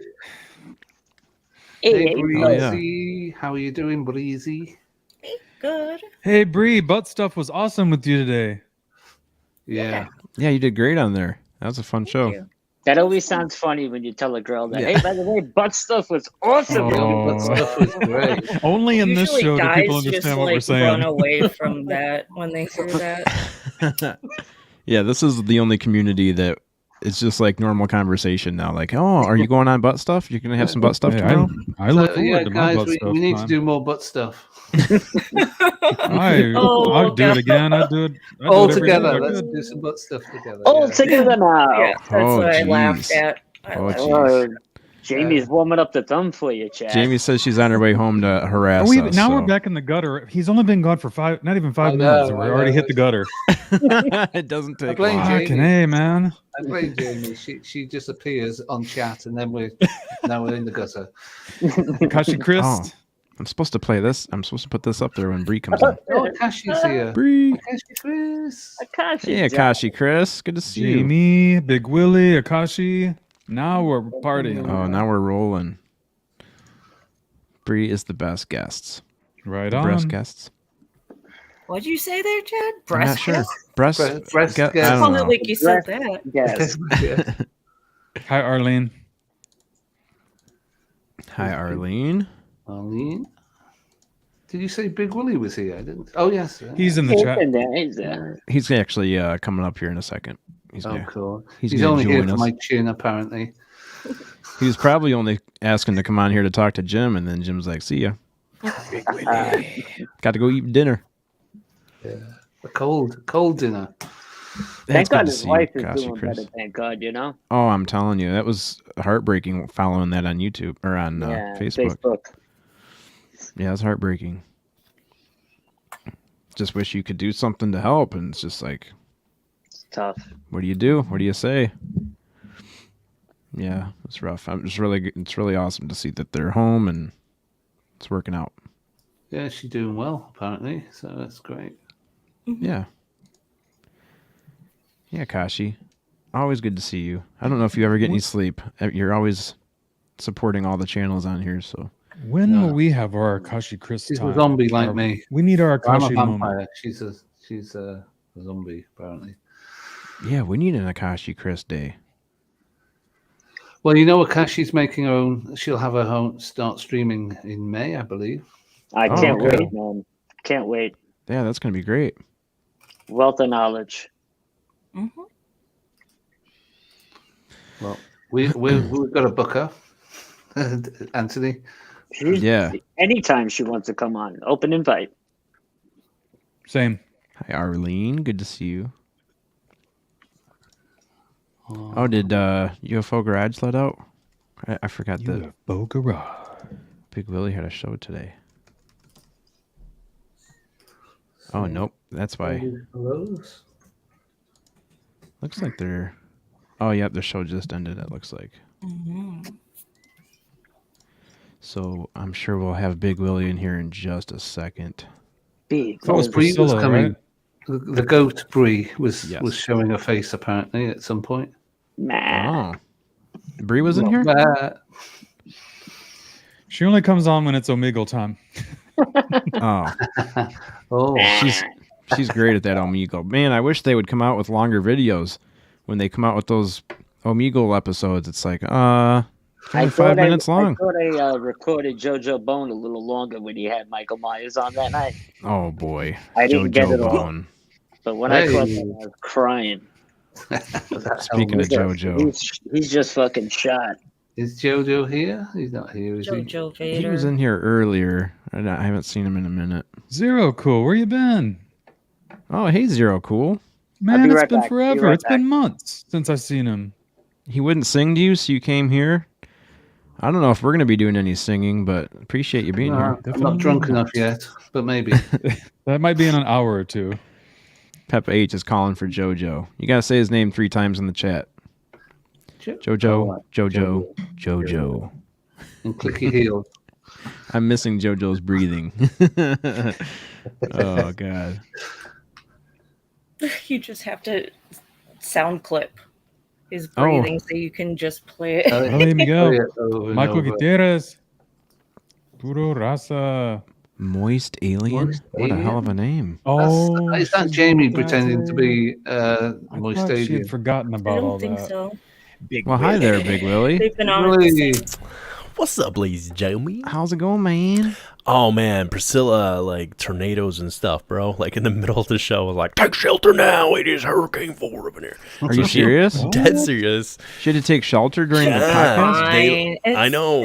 I said her husband was probably staying out watching it with the neighbor drinking a beer, but even he came inside and was like, "We need to get in. Like, we gotta go." It was like the alarms were going off, like you could hear the sirens and stuff. Wow. Scary. That is scary. What And a I was hell like, of a day. "I'm trying to do a show here. Can we get on, back man. to? We're trying to get back to the show here. Can we-" Easy there, Mother Nature, okay? So I was like, everybody, let's just go over. I was like, the Paranormal Chop Shop's still up. I'm gonna send everybody over there. And so I dropped some links. Yeah, Jim had to take off, unfortunately. His dinner was getting cold. Jim and Sonny, I missed them both. Dude, what a hell of a show. We She's had got a no story. plans for that. Oh, for you guys, I know what happened. So it was like, wasn't wait. Yeah, Vivian was supposed to be Yes. our guest, and Was she had to Vivian. cancel right at the last minute. So I just happened to send Jim a message, and it was like Yo, within 3 or Jim. 4 minutes he was on. That's insane. That's awesome, though. And he did let everyone know that if Big Willie's show has a guest that's canceled or something, and you need somebody, he said drop him a link. That's right. Bim Jim says he's drunk enough to do a Rodney Dangerfield tribute right now. Ooh. Just in case. We'll now. keep him on the back burner in case we get too bored. Oh, wait. Comments over here. What am I thinking? I know how to do this. Yeah, Oh we my can't God. stop. Oh, yeah. So I was so excited to see Zero Cool in the chat again Zero tonight. Cool, man. It's I've been been so wondering long. where you've been. That was like Yeah, last year, man. He got out of jail now. He's back out on the seas, high seas again, pirating hard, you know? Come on. Whoa, Michael's holding out on us here. When I get the balls, I'll write you an email. I got MK Ultra stories. Oh, snap. Yeah, he was hinting at that a little bit in the UFO Garage chat I think earlier this week. That is Jake. interesting. Jake Smith, my man. I always picture Jamie on a journey to Harassment Incorporated. She's And on she's her way like right now. head of the HR over there, so no one can ever complain. They go in to complain, and it's her sitting behind the desk. Can I help you? Got her wig on. Just give your balls a tug there, bud, huh? And then just get back to it. Just get back. Giant stone balls. All I can think of, because I'm freaking watching Letterkenny. Too many Letterkenny lines anymore. Oh yeah, she going. What's she going? That is not. I like Trailer Park Boys for. So I started with Canadian. Trailer Park Boys. It doesn't. It seems too mainstream. I don't know. Yeah, now it is, huh? What, When I first- Letterkenny? Yeah, it just doesn't. I don't know. Their first season wasn't too bad. It was some unique humor in there when they were talking like breaking down into great detail. I liked how they would do certain skits like in great detail. Like the vasectomy gig was pretty good, and they were breaking it down into like all the technical terms. It was pretty. There were parts that were pretty good, but you're like we're in the third season right now, and you can clearly see, and they're like making it importantly clear that they're like this drink, like they were sponsored by somebody, so they were just blatantly like, you mean like this body armor I'm drinking right now? Like it's not even smooth. It's clearly like that's what they're going for. Bim Jim. Yeah. Dude, some of my best memories are in trailer parks, so I'm not hating on trailer parks. And some of the No, worst Bim- ones probably as Bim well. Jim is in Canada too. It's true. We talked to Bim Jim a couple times. Bim Jim's got some stories. Yeah, he sees bears and talks to them, and Chases they're cool bears. with him. Yeah, he's cool with bears. With a Bears are cool with stick. him. Oh, bears. beat them bears down. Wait, are you serious? You really smoked weed with Leahy? That's awesome. Jim Leahy. He passed away, so He I did. mean if you smoked A weed few with Jim years Leahy, back. that's R.I.P. Mr. Leahy. R.I.P. to Mr. Leahy. All I can see in my head is that scene where he opens the door. Julian! Just like right down the stairs. Right outside. Dude, he did so good On the at porch. playing him. Yes. The best. Well, he did really good. Commitment. He did really good. I mean, it seemed like he was drunk the whole time. Almost like he was drunk all the time. Kind of strange, huh? The guy that cooked up the dirty burgers passed away too, I believe. No. The big dude with the big gut. What are you looking at my gut for? Forever ago. Oh. Like, this is him. all old news. Drink, anybody? Ooh, look at you. Oh, jeez. Anybody? What do you got there, bud? What is that? Carlo. A jug of wine for like Sangria. $7. Sangria. But do you guys notice when you drink out of something like that, you feel like it gives different man. vibes, right? Oh, you've got the mug too. I like the way Joe. Oh, yeah, Jake. Joe You drinks read his it, Big bottle. Willie? Papa Bear. Papa Bear. Like it. Let's see. Yeah, who was drinking straight out of the wine bottle last night? Joe, right? Yeah, he always does. Yeah. Did know that Gurgle, one, Red. gurgle, gurgle. Because they legitimately, that first season they shot everything from one camera. That's why the cuts are so bad. They was like just them in a trailer park. It's pretty, I mean, my wife couldn't really get in the first season. It took her a long time. It probably wasn't until like season 4 before she kind of got into it. Of which? A Trailer Park Boys. Oh, It's a season 4? unique sense of taste, one could say. I found it before they were ever anywhere near Netflix or anything like that. When it was only Canadian broadcast, I saw it when it was on YouTube only. So it was like not HD. Now it's all like 10. And it's like 4K, and it just doesn't look the way it used to. Hey, It's really commercialized. Jamie, you spelled divorced wrong there. Restraining order is not divorced. There's a difference when you're processing with that paper. Spooky divorced me. Love you, Jamie. Hey, way to not invite me to your 6-hour podcast there too, Jamie. Jesus, everybody 6 else hour but stream. me. 6 hours of just No big drinking that Willie. green beer. Yeah. That was fun last night. Yeah, it was a blast. Oh boy, at least she warns us. Kashi, I just let her think I'm scared of her. Oh, Fab, we love you too. She's a sweetie pie. Oh, thanks, Fab. That's the best thing thank you we've so ever much. heard. That's the nicest thing they ever said to me. Jamie, I hate you. Hey, facts though. That sucker packed a punch, huh? Wow. Like a pack of pickled peppers, right? That's the way. Jamie, Jesus, he's lying. I'm just kidding. Wow. Wow. Oh yeah, she keeps telling that story. Maybe I'll fully explain that story when we're not live one time. But it was facts. That I almost happened. feel like you owe it to YouTube now to let them know the real story. I should try and animate that for you. Oh my Just God, sound you effects should. and all. Slap. Please do that. Please do that. That'd be awesome. God. We were watching Mickey Mouse Clubhouse at the time. I was kind of into what was going on. I was trying to solve the problem. I was like, what puzzle piece are we going to use? Bam. Willie, do you have the keys to the StreamYard? Can you pull Not stuff up? paranormal. I can Aw, in yours. I can in yours, which makes no sense because I'm always at work. I can't do anything for yours. That's just in case I don't show up one day. You can just take over. From work, From be in the work. washer. It's like, so guys. I'm stuck in this washer right now. That's right. I'm stuck in this dryer. I can't get out. These cocksuckers can't figure out that they're putting too much laundry in this mother chuck. Start yelling about them. I had, oh my gosh, tonight, last job. I can usually deal with people, but these last two people were like, they were so drunk. They were a drunk couple, right? It was Like a full they're moon recently, so all the but they crazies come out. They were drunk like a week ago when I went to this job, and they were even more drunk this time. He's broke his washer. 2 other things I had to fix while I was there because he broke it, trying to help me. I'm not exaggerating. I had my own light. Okay, I had my own light that I needed to do the job. They kept bringing more lights. Before the job was over, 8 lights they had set up on me. They had spotlights, like ring light spotlights set up to help me. They were trying to help. They were the helpful drunks, right? They were going to help with everything. We got to help this boy. The man was leaning on me. I could feel his sweat on me. I had to be like, hey, At Ew. least give me a cup of coffee first, then we can talk, But I didn't go there with it. I figured it out. But yeah, they were excessively helpful drunks. I think we've all been there with a drunk that wants to be really helpful. Home edition.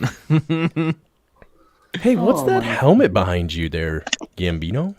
It's my little pussy. Oh, it is. But I think helmet? behind your pussy there is something. I seen a ball of something. It's What there. is See, it? it's right there near your arm, right there. What? Move your arm, the other arm. Ah, right there. See, is that the moon? What is that? A UFO. That's a ship. Oh, that Is is it the what Earth? What That's is an that thing? Asteroid or something? Ah, see, you guys all thought I was crazy saying I was seeing balls. There, It's a hemorrhoid. Giant There's stone no balls. balls. Yeah, That's a, where my that's a name is. big hemorrhoid, man. That's a bad one. That's one of those kidney stones you got to get like surgically removed, right? Whoa. Kidney stone, yeah. Got 2 of them. Hey, how many of you guys are watching Space Force? You guys ever check that out? No. That's I, with. I started watching it a year ago, but a couple of episodes in, I gave up on it. That's with Michael Scott, right? That's right. Also, some people know him as that other name. What is the other name? I don't know the other name. That's why I said Michael Scott.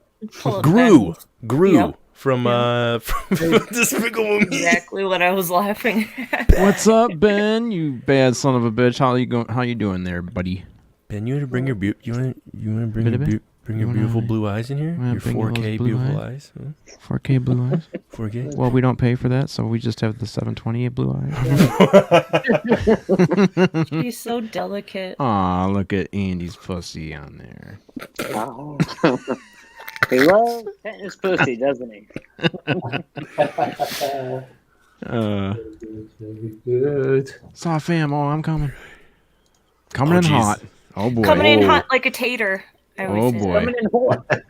Coming Big in Willie's hot like nice a wife tater. sent me pics of Big Willie. I can bring them on the stream. Ooh. I don't know what that's about.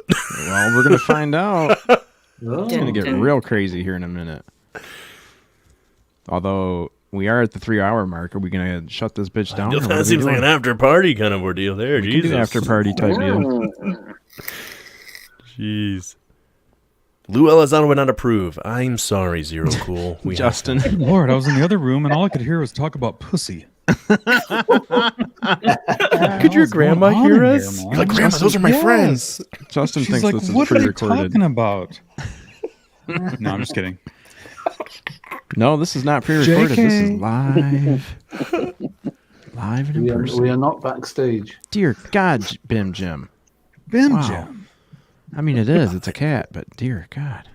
Yeah. Wow, Ren's redacting the heart. Oh, the pictures she's got are incredibly incriminating. So yes, please bring them. Wow. This seems legitimate Where are now. these pictures? On Twitter. Oh, Jesus. I never go on Twitter. Why is it always a dumpster fire every time I go on there with anybody in the community? Like, I never go on there and people I be never like, comment I love now. you. I rarely comment on Twitter about anything because as soon as you do, someone's going to dox you for some bloody reason. I don't. So I just stay clear of it. I already have people like hating me for just being as I am yeah, here. it's crazy. That I don't In need. real life, if you were in the street or met, The hell they hates wouldn't you? dream to say that to you. Anything, they would never say these things to you. To your I would face. welcome them to do it in person and not on the internet, but people are very bold People always behind talk shit on the internet. Yeah, exactly. It's like being in a car. You know, you curse people when you're driving your car because you feel safe. You know, you're surrounded by your Typewriter car. tough guys. Yeah. Very true. Yeah, road rage. Priscilla. All right, Yeah, guys, no, I'm gonna take us off YouTube and start the backstage show. But The wild times. we appreciate everybody in the comments that commented everybody. and watched the show today. Thank you for coming. This was a special one. Thank you for being with This was us. a great show, man. Yeah, Yeah. this was we one of didn't the get best cut ones, off. and it was unplanned. We didn't get cancelled. That's true. Yet. Yet, haven't been In my canceled head, I was yet. like, yeah. Yep. Yeah. We have to go and count the YouTube strikes right now. Hey, we're about to do karaoke backstage, right? That's right. It's about to get. It's about to get turned. Bye. All right, guys. We'll see you on the Chad Smith podcast on Tuesday. Anybody else want to Unidentified-S4? Do you guys have a show this week? Yeah, Sunday with Bree. With Bree. Yeah. That's gonna be a good one. Mhm. 11 p.m. UK time. UK 6 p.m. Eastern Standard. 6 p.m. Eastern on Sunday. Big Willie, what you got to plug, man? Just the after hours for tomorrow, Saturday and Sunday, and then next week I got Miss Jessica Jones on for the UFO Garage next week. Yeah. That'll be a Awesome. good time. And then some point in time we're gonna get Priscilla back on to tell her story. Yeah. Dude, I had to cancel on her last week. Now she had to. It's like a revolving tornado. It just keeps going and going. She got you Something's trying to back. stop us from telling that story. I'm telling She you. got you back. She did. But she had a good reason. All She a legitimately prank. had like a It's all tornado. just- She's It's being all blown just away a right now. prank. It was It's all all just a just like a recording. A tornado. Yeah. A real Did you tornado? actually see Yeah, the Yeah, tornado? she really had to go into shut. Like she legitimately, that wasn't even. Yeah, she was dead serious. Her husband, she scary. said, she told me, she's like, if he doesn't come in the house, I'm fine. Because the joke about like husband's just watching. And then as soon as she said that, she's like, oh no, he just came inside. And then he came out and was like, we need to go. Wow, So- scary shit. And I was like, doing a show, bro. Come on. All right, guys. Well, I'm gonna play this commercial, and that'll play us out because we don't have an outro video yet, but we do have a sponsor, so we'll play our sponsor video, and then we'll see you guys on Tuesday. Peace.